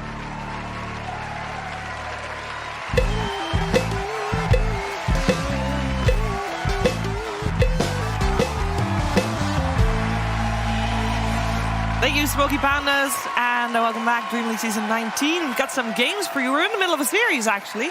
First game was taken by Shopify Rebellion against Gaming Gladiators, and we're going to find out if Gaming Gladiators can push it back, and we can have a third game to this one, as we're going to find out. This time around, Shopify Rebellion had priority in the draft. They chose first pick, which is a little uncommon, Effie, right? Yeah, it's a bit unusual. So that means there's one hero that they value very strongly versus GG, and they want to just pick it first. So I think the Doom worked out really nicely for them. I thought it might be that, but GG take it out. They just don't want to play against it again. So now I feel like it could be one of their standard Undyings, maybe. We'll see. But I think first pick really matters for them also, just so that they can pick Mikey's hero on 8. Yeah. Because Mikey is a player that they have to first phase draft for, because his hero pool gets spanned out by the enemy team if it's not picked out in the first phase. So first pick does make sense for them while they're playing with Mikey. Well, both Bat and Invoker are now in first. That's true. Yeah. It's like the standard draft thing in ranked where you want your like mid player to pick as late as possible, but they have to pick him first phase or it gets 2 bans. So Because there's not, he doesn't play enough they heroes. get to pick a generic 5 or a generic offlaner. Then they get to see 2 of the enemy heroes, and then he gets to pick like which of the 2 But then would do better. also, most importantly, they can ban out 3 heroes, and most of the time, there are only like 2 or 3 really bad matchups for a mid hero. So they get to see the most information, and they get to protect it the most without allowing Right. him to And counter if first. he didn't have a limited hero pool, then they could just do that exact same thing, except in a later phase, and not have to worry about the heroes getting banned out. But that is the nature of a lot of these specialist players. I think with Aved, they would definitely prefer second pick over first pick. They would, yeah. It makes sense with Mikey. Also, wow, Undying, what a big surprise. And this hero is just so easy to open with. It just secures the lane for a hard carry type of player. It shows like nothing, RTZ. too. Yeah. The only thing it's slightly weak at is it can limit your initiation options from support, I think. Because Undying does almost nothing. The only time he looks good as like a tempo initiator is if you pair him with like Mirana, and he can get into like melee range, so you can actually use his ulti as a slow. That's true. But you can just cover him with an initiator from a different role, because Undying, you just pick him to win the lane for your RTZ, and then you're happy. Yeah. Well, and Tombstone's nice, you know, you can have impact with that too. Yeah, it's good. But that's all it needs to do, really. Wow. Nature's Rubik. I like both of these heroes a lot against Undying. Like I would actually wager that this is probably going to be the lane. That one of the best ways to beat Undying is just do ranged heroes. You just whack him before he can close the gap on you and hit those decays. Lane-wise, good, but I'm kind of starting to doubt Nature's Prophet off lane. Like, they all go Ags. There's no more of that, like, Gleipnir rush stuff. But the Ags just feels a little slow. Other than the tower killing stuff, in terms of, like, setting tempo by getting hero kills, it feels weak. I have a theory on why we're seeing Ags in, like, pretty much every game. Okay, what do you got? I think it's because Nature's is being answered with, like, Primal or Bat. And I think against those heroes, you really need the Aghanim Scepter. To, like, stop them from To murdering stop you. them from murdering you, yeah, and your whole team. I think Ace has had such exceptional performances on Nature's Prophet that I don't really doubt their Nature's pick here. So typically, if you want to first phase the Natures, you tend to eliminate the Bat Rider, or it's definitely going to come out on 8, and they know that's the Mikey hero, but they just let it through because they have faith in the way that they play the Prophet. And I remember during Lima, they actually last picked a Nature's Prophet into Naga Siren, and everyone was like, wait, that's absurd. But they had such a cool take on it where they just built Mjolnir instead of Gleipnir, and they completely stomped that game, and everyone was looking at it like it was a massive question mark, but GG just have a really solid understanding of Furion. Honestly, Nature's, I've seen that hero beat Naga in lane. I feel like Nature's just doesn't lose lanes, period. You've Trance, they do a ton of damage. You've some of the best stat gains in the game. Your base attack time is insane. If they take you to 10% HP and you don't have tangos, you TP to base, TP back. It's like you really have to screw up to lose lane on Nature's Prophet, especially Ace. I've seen him win some lanes that he's not supposed to on Nature's, or at least win lanes he's supposed to go 50-50 in. We got the Primal Beast ban for the Nature's Prophet, of course. We got the Terrorblade ban for the anti-Artesian. I'm wondering what Gaming Gladiators is gonna remove next, because I do feel like a Lone Druid is still around the corner. It's possible. Drow also not banned so far for the first time in the second phase. I feel like it's like definitely one of the most consistent, generically good carries right now. Nature's kind of owns Drow though. It's one of the highest win rate heroes versus Drow. Yeah. The Ant-Man makes sense. She comes out in second phase so often because it's just so easy to build on her here, and she's another strong laner that would have secured Shopify. They just need to think about the ranged carries that are going to come out with this Undying. It's usually how you pair it. Like, very, very little time teams tend to pair Undying with something like an anti-mage, but for the most part, it's just a solid draft. And because Shopify have first pick, I wouldn't be surprised if their SF came out at some point either. SF is one of the better carries when you can't counter on the last two picks, because it just has such strong laning overall, and it's easy for it to come out. And yeah, it complements the Undying. That's a Snapfire. And an instant Lycan Nyx Assassin. No time wasted to go for that. Or are they going to pick the summon counter, the Night Stalker, the something else? Although Fog did show me this morning that if you get Ags on Snapfire, you can kill the neutral with that. Ah. But it only denies it, so you don't get the gold. It's not as cool. And then you have to buy an Axe on Snapfire. And then you have to go in melee range. If they get in, there's a lot of downsides. it's closer than melee range, bro. It's so small. Gotta be. Does not sound ideal. The more you talk about The this. dragon has to be towering over you for you to gobble it. That's the only Oh way. no. I'm a little surprised Aw, that look at this little guy. Why is he so tiny? I'm surprised they picked this little guy, because it's Which of the two? the Nyx Assassin. Okay. So, obviously it's one of the hardest counters to Snapfire in the game. You just walk into the Mortimer's Kisses with Carapace on, and it's going to cancel 100% of the time. But this is two melee supports. This is pretty punishable. Yeah. In gaming, they do punish it. They pick a AoE scaling mid laner that these heroes can't really gank that easily. Nyx is kind of good against ganking Ember, though. I mean, it's not the same as it used to be, because he's not so much about split pushing, but you can still spike Carapace to reflect him. Yes, I like Nyx on Lycan lanes because he can just do a lot of creep shenanigans, and he can also rotate to the mid lane and secure runes. Also, I've always liked the Nyx and Batrider synergy, because Nyx tends to set up on side lanes, and Batrider, when he goes travels, which is something Mikey's been doing now, he can instantly follow up on that. So I think that it's a pretty solid Nyx pick. We just don't see it enough for us to be sold on it, but my first instinct looking at it is that it actually looks pretty good for them. Plus Meteor Hammer. Why not as a 4? I would rather just the typical Nyx build. I've like seen most Execration people. and stuff. I've seen most people not go for Meteor Hammer on 4 Nyx. Like Matthew still just goes Blink, Yule's Force. That Yeah, sort of. I feel like it's just not good. I like Blink, Aether Lens, Yules, like kiting, stuff like that. I still think Shopify are looking at their SF now, because they definitely have Lockdown coming out of the Nyx. They have the Lycan Pressure coming out, and SF carry is just one of the cleanest 9th picks you can have, because it's just a solid laner, like we mentioned.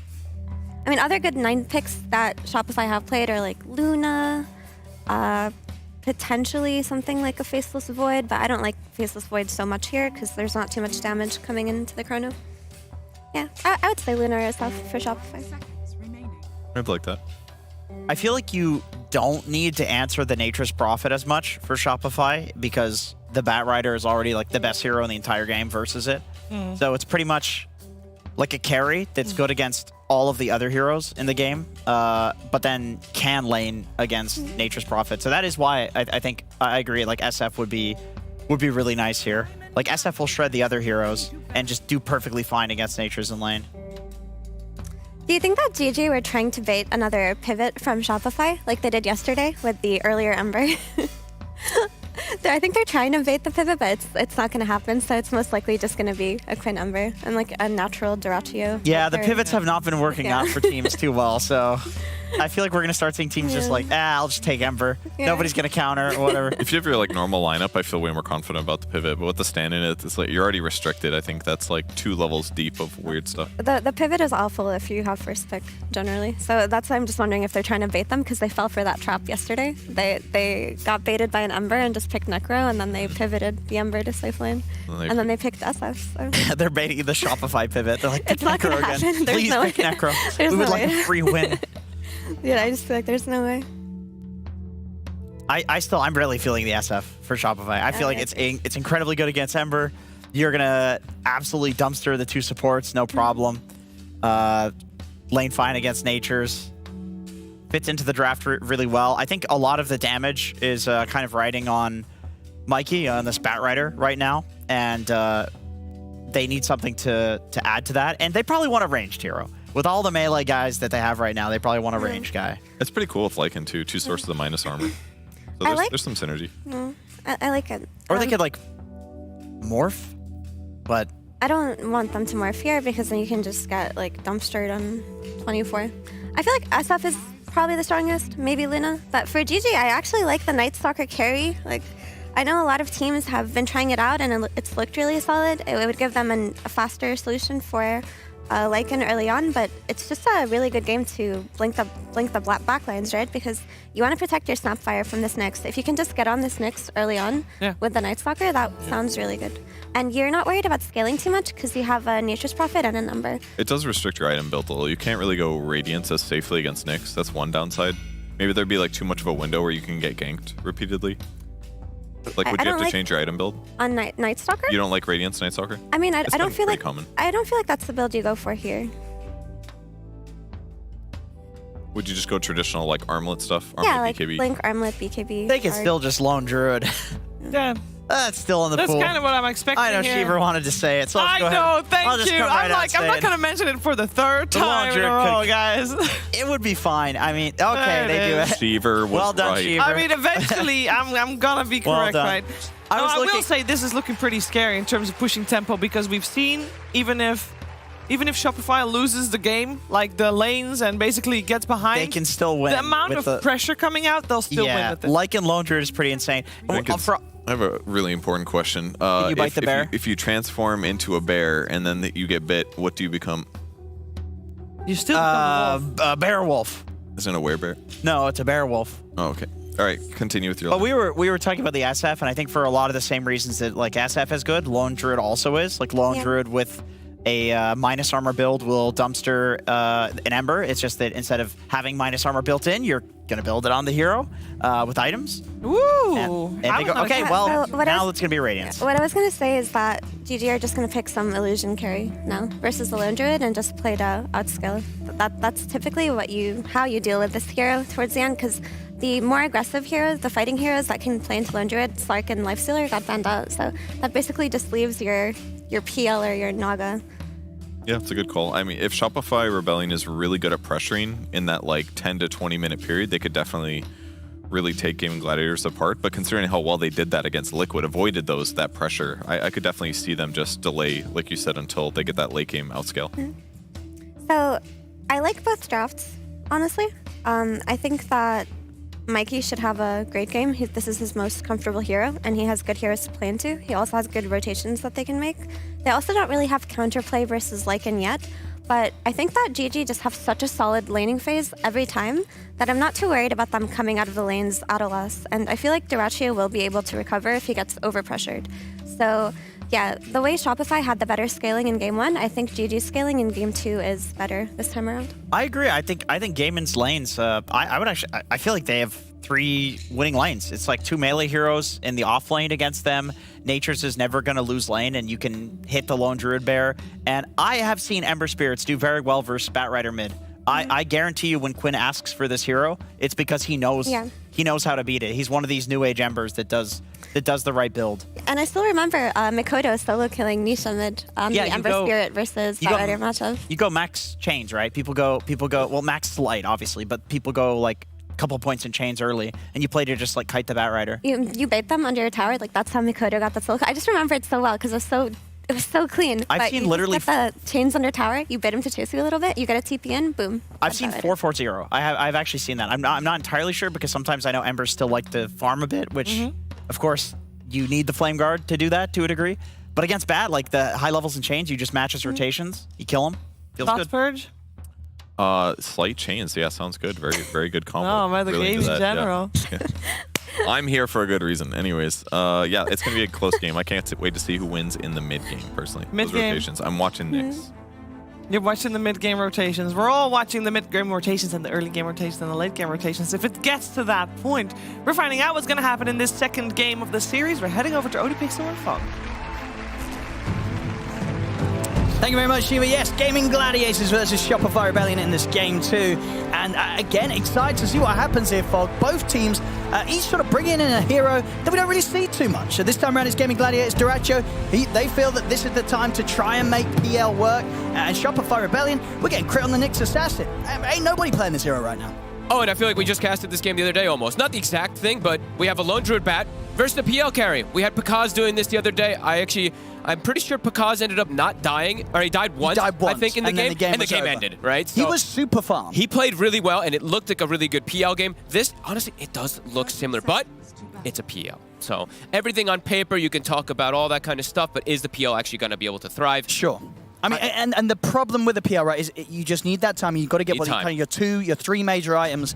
And this, honestly, it is against a lineup that has got a lot of push. It sure does. You know, so Shopify Rebellion, if they're able to come out sort of even on the laning stage like they did last game, the push is going to come in hard. And it's going to be a question if Gaming Gladiators can deal with that. Yeah, at least it's a more normal draft. Not cheese, just straight Dota this time around, coming out from Gaming Gladiators. Shopify, they played so well last game to endure that pressure.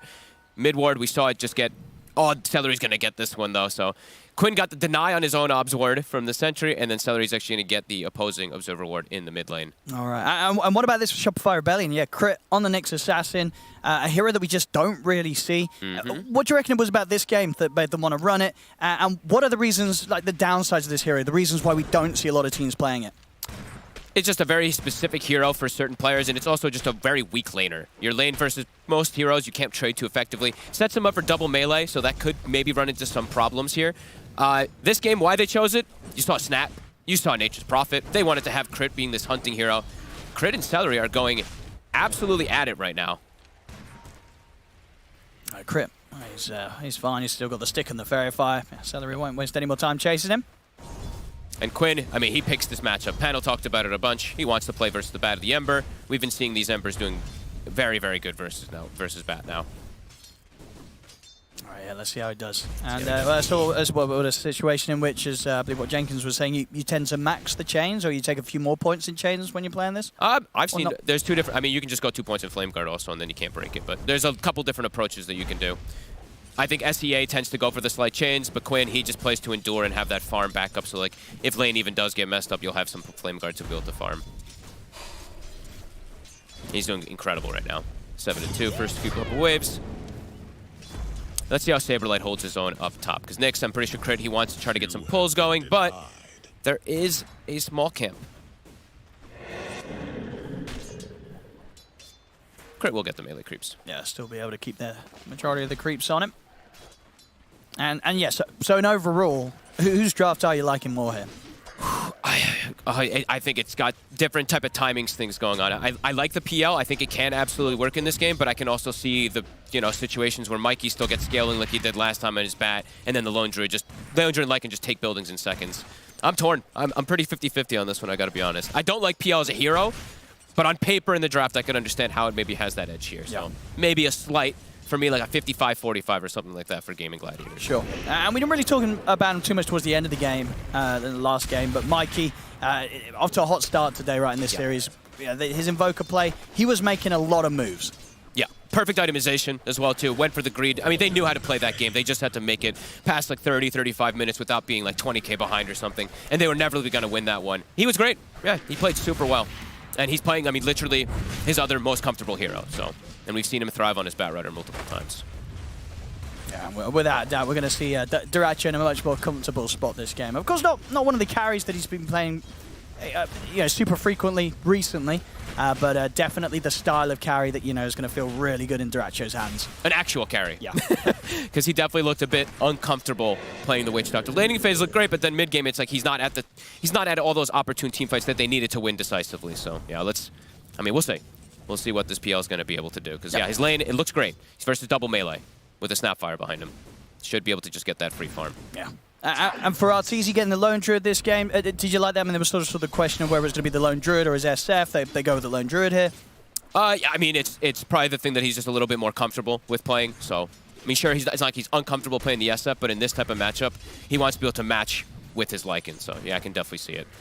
And then it gives opportunities in both lanes where you can do these fun, like, I think the big thing for Shopify is, I'll get to that afterwards, is like the vision control this game. There's going to be a Nyx that's running around constantly, Wolves scouting, Tombstone for vision, and then this Bear also that allows Mikey to play with his boot to travel very aggressively. So he's in bots in on the Bear, bots in on the Wolves, bots in near to this Nyx Assassin to go for pickoffs. So it's a cool approach and something that all kind of synergizes together.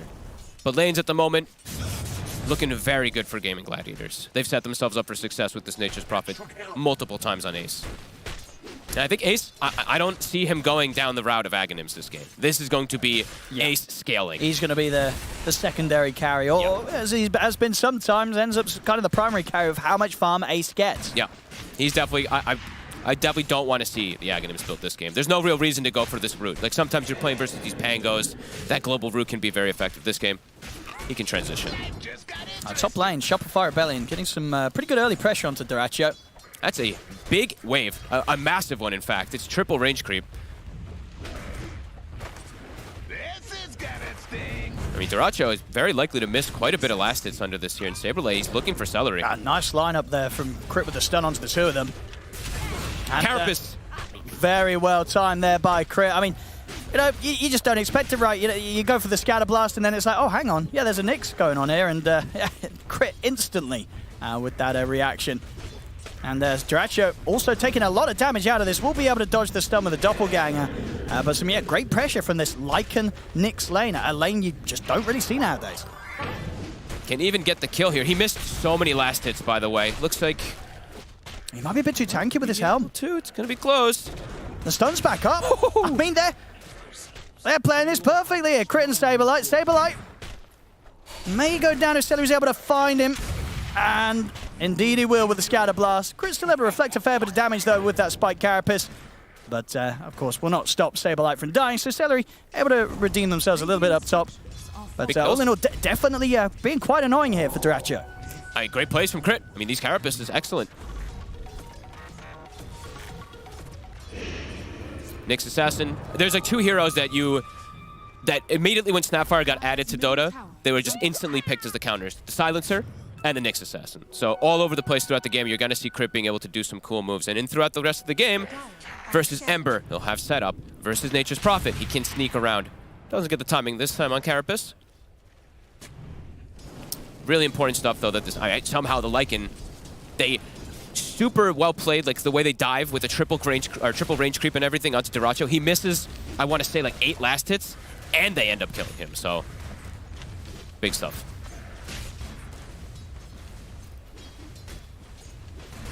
Crit, maybe seeing if he could get another round of the spells off during this arcane. He's really trying to just bait something. Yeah, definitely having to be a little careful though. Huh? Scatter Blast and Cookie could have killed him, and he knows it. He'll step back a bit. Crit. Ace Tread's finished up. He's still farming super well. Yeah, Panel talked about it. This double ranged versus the Undying. It works very effectively in gaming. They've played it time and time again. So far it's looking really good for him and Quinn. But yeah, Duraccio is significantly slowed down already, and they're actually putting quite a bit of pressure onto him here. Really good stuff from Shopify again in this top lane. Yeah. Similar sort of slow start for Arteezy down bottom. Sure. Both carries at the moment on 28 CS. We're seeing Ace, of course, full control, 38 and 24, getting a heavy amount of denies. Of course, some of them being treants, but still very much worth being noted there. How easily Ace is able to sit and hit the creeps in this bottom half of the map. Quinn. It's going to come in with a rotation. TP will be there from Mikey. There's Fly. Heals up with a Soul Rip. Another Sleight of Fist won't be enough to quite finish off Fly. Fly's going to be fine. And in fact, be Tofu that gets taken down by this response from Mikey joining the fight down bottom. Super quick TP.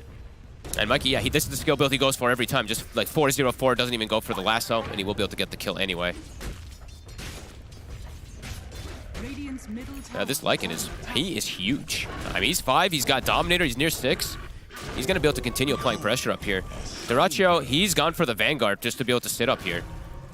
Yeah, I mean, absolutely needs it to be able to stay in lane against this Lycan. Yeah, and Quinn, he's trying to make moves around the map because, you know, they're probably saying, like, hey. It's kind of difficult, though. Yep. Especially onto a Nyx Assassin as well. And Quinn knows it. He won't waste his time there any longer. And it was just the max slight. Only 1 point in the Flame Guard, I guess, for the laning phase, so. Ace, we see his build. I mean, we expected it. He's just going straight Maelstrom Treads. As we said, he's going to transition into a big right-clicker this game, not the Aghanims build by any means. Wrath of Nature online.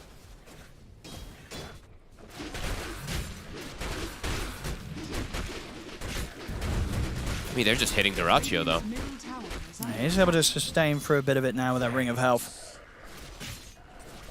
And catching back up on the CS 41 last hits now. Doing just a bit better than Artesius at the moment.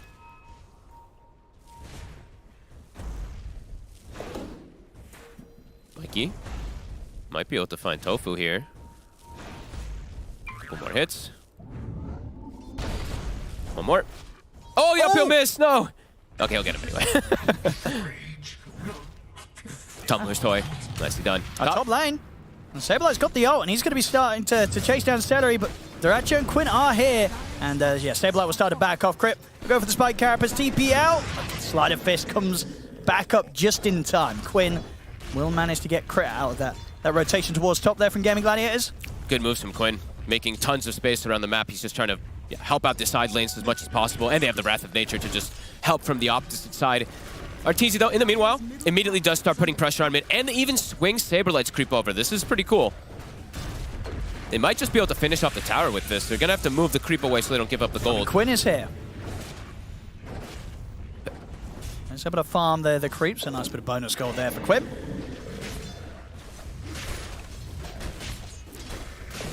And even Dyrachyo himself getting some pressure onto the tier 1 on this top lane. Getting tougher and tougher to bully out the lane now, of course, with that Vanguard done. He has a Midas Q. That's the correct build. He knows. Vanguard into Midas. Get the first item to survive, that second item to pick up the farm, pick up the levels, pick up the gold. That's a bit of a curious one for sure. They say attack speed. I guess just they are looking at going for triple scaling then, right? That's super late game kind of scaling for himself as he thinks it's, you know, it's, as we look at it on paper, it's a good PL game. So, okay. Yeah, I mean, that's the way you're going to win a PL game, right? Yeah, you're going to win it by scaling, and you're going to win it by hitting that sort of 3 major item timing. Bottom, Quinn. We'll be able to force a TP from Mikey. Quinn. Ooh. Should have been fine anyway. Yeah, and in theory, you know, he knows as well he's going to get a lot of space made for him. You know, one sort of Ace and Quinn of their first item, they're going to be playing super aggressive on the map. And it's just like, for like Saberlight, until he gets the Overlord, he has to be a bit careful how he shows his creep, because just, you know, Dyrachyo could just walk up and Midas hit in a lot of situations. Mid! Big damage! I'll try and go in for Arteezy, and with the kisses coming in, they'll get him. Oh, they almost got the bear too. That would have been huge. I was trying to pick up some action in that mid lane, keep the pressure onto the tier 1 tower, but on his own, didn't end up being the safest of places to be. Crit. Can you get Quinn? Oh, nope. Tries to get the extra the damage in before just going for the blind stun from the invis, so Quinn gets a chance to react. Power Rune will spawn bottom. Tofu gonna be able to take down away from Mikey. Mid tower though, very soon. Crit is Crit, he's just going in. I mean, he wants them to go on him because they've got Mikey by their side. Shopify Rebellion, they want to play very aggressively here. They'll catch Celery. I love it. I mean, this is the way they're going to play. Charging in there saying, hey, we want to fight. Let's go. They're definitely like seeing, they're probably going to see Dyrachyo's itemization. Are they going to get the courier? The Midas? It's flying right over them. They don't kill it though. Oh. They want Ace? I mean, TPs are coming in. They should. I mean, Ace is going to stick down pretty low into the flame break. He's going to try and TP out. And he makes it away. Mikey, he'll TP out in return. Indeed, yeah, that was close to the Midas. Not quite getting there, but it does. Dyrachyo's picked it up and has been able to use it straight away. He TP'd to it. He's like, my Midas! Oh no! We'll be able to use it immediately. Oh my, that was scary for a second there. I mean, that would have been pretty brutal. Delaying it even for like that, almost 2 minutes or so, it does hurt. Yeah. It's all about playing for greed here this time around for Gaming Gladiators in comparison to Shopify, who definitely it feels like they want to be playing the ones who are dictating the pace. It's kind of like a role reversal. Not to say that Shopify can't scale. No, because I mean, Arteezy, he's still going to go probably for just the same build that we saw him do the other day, right, against the PL. Yep, Radiance, for sure. Looks very good. And Mikey, he is going to do his build, that we saw the other day also. He's got the Witchblade already queued up. Already 2 components purchased of it as well. He's playing versus some significant physical damage as the game progresses, so even the armor is going to be beneficial. Radiant are scanning. Saberlight close to Helm of the Overlord. They're going to be able to force quite a bit there with that. They know that the PL is not going to really be able to fight for quite some time if he's going to be going for the Midas. Tofu tries to poke a bit at Crit there, but Crit, he's got backup. Both Fly and Mikey were ready to help out. Bottom lane. They're on Arteezy again. Arteezy a little bit on his own here. Oh, push back Ace with the fear, but no way out of that spot of the map there. Immediately they're looking to punish top Mikey. He has lasso. We'll see if Duraccio can play his way out of this one. They're in on top of him. He's got the doppelganger, and he has backup as celery. Ace already as well ready to jump over with the TP if required. Mikey wants blood. He's going straight for him. Into the trees, he looks for Duraccio. We'll find him with the lasso. Ace TP's in to try and help out. We'll see them bring down Celery. Duraccio still alive for now. Mikey trying to stay on top of him here, building the sticky napalm stacks up. Duraccio is able to phantom rush over towards the creeps, but he still goes down. Mikey gets the kill. Might be able to get more. Ace is incredibly low here. The stun from Crit will catch him. It's 3 dead on Gaming Gladiators. Mikey will die for his efforts. It's a 3 for 2. See if they can make it a 3 for 3. Look for Crit. Spike happens it up. In fact, Crit, he's got the stick charges. He can look to turn. Crit, he's going to make it a 4 for 2. What a play. Can Quinn finish him? I mean, Crit's probably going to have his spells back up in a second, isn't he? 5 seconds on 5 Vendetta. seconds on Vendetta. There's a chance he can sneak out of this. He just needs a little bit longer. Gets the stun off. See you later. And he's away. He is away there. Crit, he'll survive.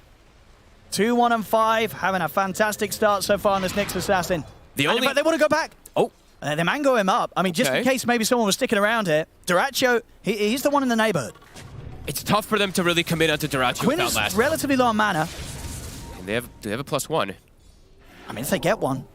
It's hard number Celery around. And they've got a sentry down. Crit, he's not going to be able to catch Quinn by surprise. They're trying their best to make as much space as possible because Arteezy's struggling, right? So they're trying to really force the issue here. As Arteezy, by the way, he did go back for it. He went for a Midas. So he's also looking to match. As we said, I feel like both lineups have their potential of these kind of scale that is going to be going on. Really, just continuing to pile on the pressure on this top lane. Trying to make Duraccio not feel safe in this area that he wants to try and farm in around this top tower. We'll see again some great moves from Crit, where Quinn just wasn't quite able to find him in time. Even the Wolf micro, constantly being annoying here. Saberlight doing an excellent job here as he now has Helm of Overlord finished. So Shopify definitely have a window here where they can start pressuring and perhaps make space for Arteezy. But Arteezy has to be more careful. He's deep again. He's in the same spot again. I'll have the fear to push back Quinn for now. They want the bear. Yeah, they'll go for the big money instead. He's out of the sprout, though. There's a way. Would have been fine. Mikey setting up with Crit again. Can they get Quinn? They might be able to this time. And lasso into the damage of the Firefly. It's enough. Same time up top, Saberlight and Fly. They're looking to chase down Tofu. See Duraccio turn up and try and help out. Tofu able to turn with a Fade Bolt, but the summons finish him off. See if Duraccio can do anything in return, but at this moment he can't quite, right? He's got the Midas and the Vanguard. He's hard to kill, and he's making money, but he's not really got any damage or any offensive potential. I feel like he needs to just not show up to fights on this PL. I think him showing up is actually really hurting the side of Gaming Gladiators because he tickles. He doesn't really do much of anything when you have Tread's Midas. You need Diffusal first before you want to be showing up. And honestly, Shopify, they're absolutely killing this early game. Crit already has Blink Dagger. So he's going to be able to make these moves consistently, find Quinn. This is looking really good for them right now. Okay, 12-7. PL on paper, as we keep saying, can look good in the game, but Shopify, they have the concept and they have a way to scale, a way to pressure as well, too. This is looking, honestly, very good, because soon, a couple more mistakes, one more team fight or something, they can just get a Roche. They have Undying and Lycan. Oh, Crit It's going to be off the mark this time. Not quite able to find the opening stun on the Celery. Saberlight still wants to charge in on this. Commits him with the ultimate. They'll back up, get healed up by the Soul Rip. Celery. See if the summons can finish him off. The final Wolf, not quite got enough bite in him to take Celery down. Bottom lane, Arteezy getting a bit of space to put the pressure onto this tier 2 tower, but Ace will TP over, and Ace, of course, very much having to be feared. He is the top net worth right now. This Nature's Prophet, a pretty terrifying looking hero at this point of the game. It feels like he's got a lot of work to do, though, to be able to make sure that his PL can get space to farm. And it's not the easiest game. There's a Batrider and a Nyx that's going to be prowling for this NP all the time. Over in the mid. They'll get another catch here, Shopify. Find Tofu. TP's coming in. Duraccio, he's trying to run in at them, but as you said, at this point, he just doesn't do the damage. Arteezy able to TP out in time. Nothing to catch him. That was close. The chains were used, but didn't quite catch him. Shopify, I feel like they're probably feeling like they're in a very good state of the game at the moment. They probably keep clicking on Duraccio, and they're just like, okay, well, he can't show up. And when he does show up, there's going to be a Radiant spare. So they're actually going to have a pretty good answer for that PL, even when he does have Diffusal, if Arteezy, which I imagine is going to start showing up. And Shopify can force fights constantly because soon, as I was mentioning, Rosh is going to be on the menu. When you have Undying, Lycan, Lone Druid, you can easily take that Rosh and sneak it at pretty much any moment. Oh, that's true, and I guess Gaming Gladiators, on the other hand, they don't really take Rosh. Nope. They need a lot more items to be able to do so. I think they might just go for it here on Shopify. I think so. I don't think they need a kill by any means. Go means. into the pit. Yep. And see what Gaming Gladiators do about it, because as you say, for Gaming Gladiators, it already feels kind of rough getting the PL involved right now. So with this going on, you don't want to bring the PL over, right? You've got to let Duraccio farm. I mean, Duraccio needs to farm, like, he needs to get this item and the next one, and even when he shows up, as I said, there's an answer. There's going to be the Radiance pretty much done on Arteezy, so I'm concerned really for Gladiators. Unless Ace and Quinn can really pull some magic up with the supports, this PL might just not be able to do anything in the game, might not be able to get online, and even if he does get online, there's going to be more and more answers. Yeah. I imagine they'll itemize for him. I mean, it's just going to be interesting to see just how much kind of adding the Midas into your build as a PL affects kind of the timings that you want to be hitting when you pick this hero. Yeah. I mean, nobody really picks it. It's very rare to still see this. We've seen it now twice or 3 times, if I'm not mistaken, maybe twice. And it hasn't really been working out. And this one, on paper, looked good, but so far, game stage, Shopify is doing a great job of just not letting it really get online. And they're ready to fight. They've got everything ready. Radiance is done. He's got a Philosopher's Stone on the Bear too, so he's got Midas and Philosopher's Stone. He's going to constantly get farm. And yeah, Blink on crit level 12. They can hunt very easy versus Quinn and versus Ace. And as we mentioned before too, it's the vision aspect. They've got Wolves constantly scouting. They've got Nyx Assassin constantly scouting. So it's difficult for gaming to really look for this type of split push that they want to get going a bit to get space. Scary next few moments for Gaming Gladiators. Yeah, they're ready to head into the jungle. For sure. See if they can catch any of these supports here. Crit, he's already been able to close the gap onto Tofu. As Tofu, he'll attempt to pigpole his way out of there. And with the Sprout holding them back, Ace will be able to keep Tofu safe. Nice Carapace. Actually ends up saving him. Mikey.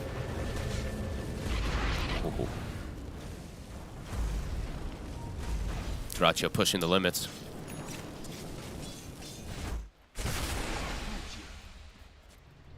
Ace soon has Gleipnir. So, I mean, he still, as we said, he is the top net worth. He is pretty much the carry himself. Now, he's done it many times before, been able to carry them from a sort of a solid profit performance.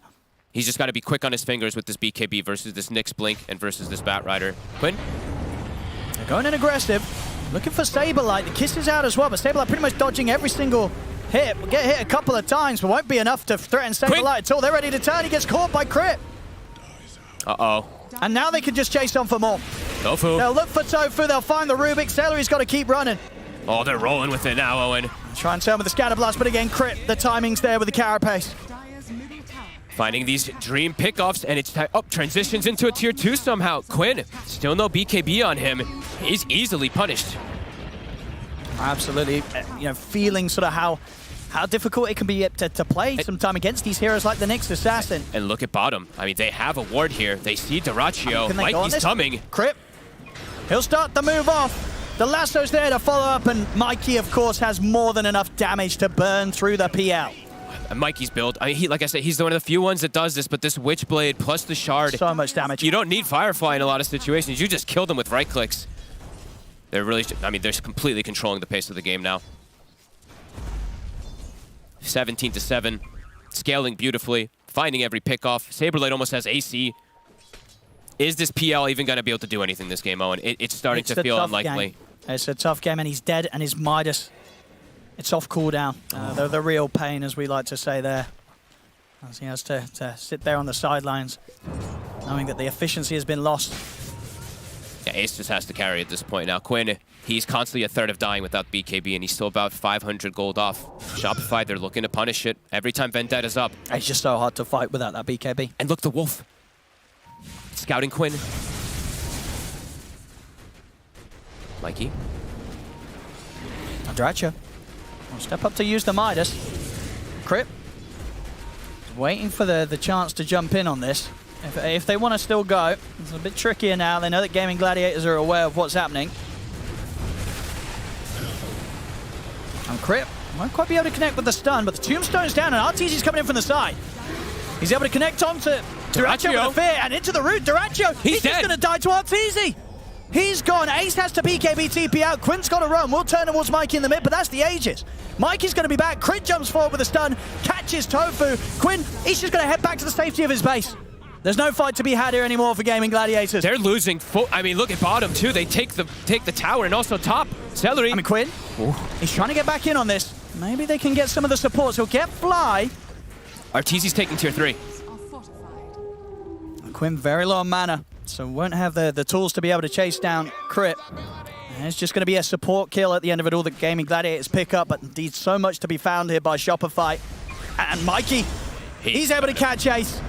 Heads back in with the lasso. Ace, nothing to protect himself at this point with the BKB on cooldown, and even if it was, probably would have still died. Just too much damage coming in too fast here from Mikey. Mikey is owning. 9-1-4. He is literally just ripping them to shreds. There's no space at this moment for Gaming Gladiators. He's ready to go for more. Sure is. Mikey, and okay. He's running into 4 of them. BKB. See if he can get out of it. And we'll chase him. He's going to go for the TP out. If they got anything to come in at the end of the BKB, he's actually away from it. Oh, he gets out. I mean, that's got to hurt there. Mikey with the taunt, he just jumps into 4 heroes and he says, you can't kill me, bye. Oh my, oh, and the last pick, the PL, it's 0-4. This Midas is most definitely not paying off at the moment by any means. Yeah, it's been tough. It really has been tough. And Shopify, look at this Quinn. He's got BKB now, so a bit safer. Okay. Yeah, look at the gold here this game. RTZ. Oh, Quinn, he doesn't get it off. He's dead. Oh my God, Crit and Mikey, honestly playing so well. Last game it was Fly, but these two now, they're just doing everything. I mean, yeah, Mikey, of course, impressive as always, turning up this tournament as a stand-in and giving us performances like this. And then for Crit, doing it on a Nyx Assassin. This is not sort of the hero you expect to see, but as you said, there were reasons why it could be good this game. Crit, he's making it look more than good. He's making it look straight broken. They're fighting mid and Arteezy's taking bottom. There's no glyph. What do you do to deal with this sort of pressure as Gaming Gladiators? I mean, the Rax starting to get threatened. Arteezy. I mean, Duracho's turned up, but... Duracho? Oh, that's game. He died even quicker than when he was on the Witch Doctor. Oh my God. Shopify turned up ready to play today. What a series this has been for Shopify Rebellion. Honestly, this is... If they can be consistent with this level of play, they're looking better than ever. Absolutely. This is some crazy stuff. This Bat Lone Druid, they made magic work the other day versus the Pekaz PL. This PL literally hasn't even done anything, hasn't been able to play. He's just been Midasing creeps. It's been rough. Arteezy, too tough to kill. Also, 5 Wraith Bands. And in they go. Mikey wants another. Another catch there. They're trying to kill Arteezy. Maybe they'll get him. He's getting low, but he's healing up with the bear. Arteezy's still alive, finally gets zapped down. But it's costing them so much in return. Both supports will die for that. Ace has to buy back. Quinn is caught by the carapace. He gets his mana burn. Mikey finishes him off. Whoop. Blink. Doesn't get it off. Oh, Crit. Maybe he does. Oh. That's a little bit of something for Gaming Gladiators because nowhere near enough. And Mikey's ready to go again. Look at how aggressive he's playing. In he goes, finds Celery, another one for Mikey. Still has BKB also to disengage. I mean, Duracho's trying to go on this, but, I mean, can he? BKB's back up. I mean, Dyrachyo, he might have to be careful himself here. Oh, and they have... I mean, this is crazy. And it They feels have like a while destroyed as this well. We've not seen teams be able to do this really back-to-back against Gaming Gladiators. Nope. 2 games in a row where Shopify Rebellion, they're just looking on another level today. They're playing so clean. They're understanding how to play with the vision, with the advantage that they have. They saw the Midas. They've punished it time and time again. There's like no hope really for this PL. He literally does nothing to the draft right now of Shopify. And Mikey just, what a performance. I mean, not holding anything back here today, Mikey. 12-1 and 6. Yeah, honestly, his Invoker plays and Bat plays, they're absolutely up there. Yeah, totally We've next seen level. it through the previous group stage as well. These 2 heroes, I think they're kind of would you say the best 2 that we've seen them on? What else have we seen Mikey on that you've liked? These are the best 2, by You're the far. best 2, Yep. the Bat and Invoker. Yep. And that's the thing as well, they'll pick it early. Yep. They pick it early, they say good luck to the enemy, and the enemy normally needs it, because Mikey, he has some incredible performances. As I say, emphasizing on the fact that his heroes, they'll be picked early. Enemy teams, they're not really able to do much against it. And the timings are they're so slow for Dyrachyo. The 29 minutes, you usually want to have like your heart, your Manta, your Diffusal. He only has the Diffusal and Manta and this Midas. So the answers are there. The Bear is constantly cutting waves and split pushing. I mean, they're trying to look for a fight. Gaming Gladiators, they're out with the smoke. Head-on fight looks very difficult at this point. Nearly impossible. Trying to go on the Bear. It's too tanky. They're even buffing it up now. Fly's got a medallion.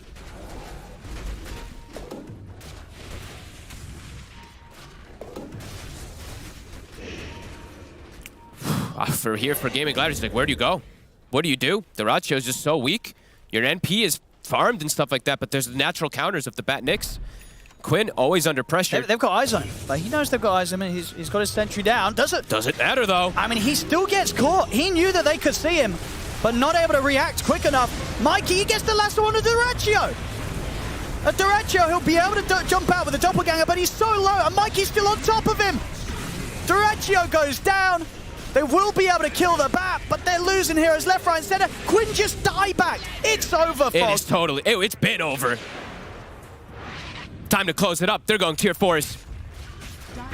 What a day from Shopify. Absolutely. 2 times back-to-back, and against Gaming Gladiators. They crushed them. Absolutely crushed them. They crushed them, and impressively as well.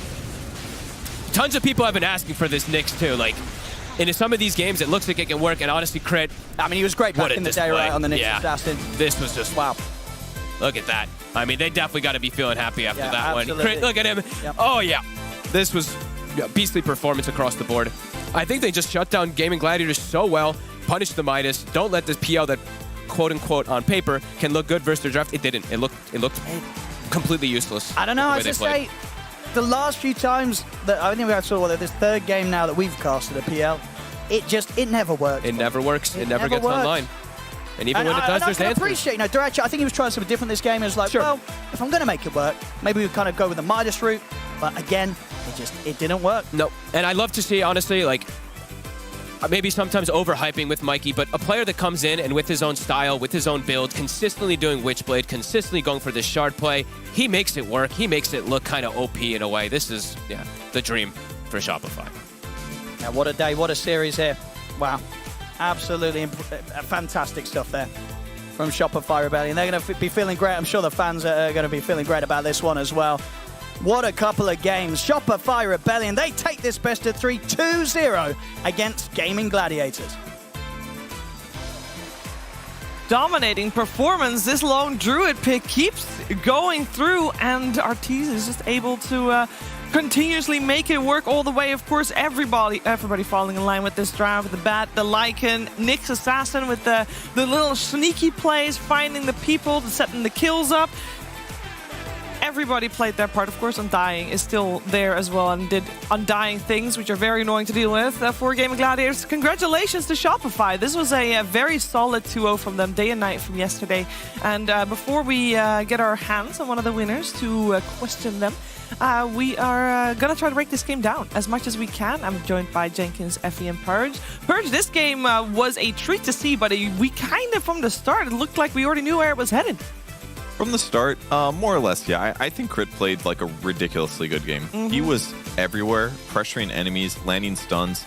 His spike carapace were pretty consistently reflecting damage and setting up his follow-up stuns. That made Ember's game really difficult. There was a lot of moments where he was like on a knife's edge, gets double stun, gets right-clicked. Arteezy's roots, very well timed. Yeah, he did a good job with Like, those. they actually were really important. His itemization was kind of cool. He went like Midas to delay his timing a little bit. Everything really hit well with Shopify. Mikey played great. Everybody played great. Yeah, Shopify were clinical today. I felt like all of their movements were textbook. Everything that they needed to do, they did. The lanes went well. It was just... So, I have a couple of things to say, but I just really like some of the takes that teams have on playing versus Dire.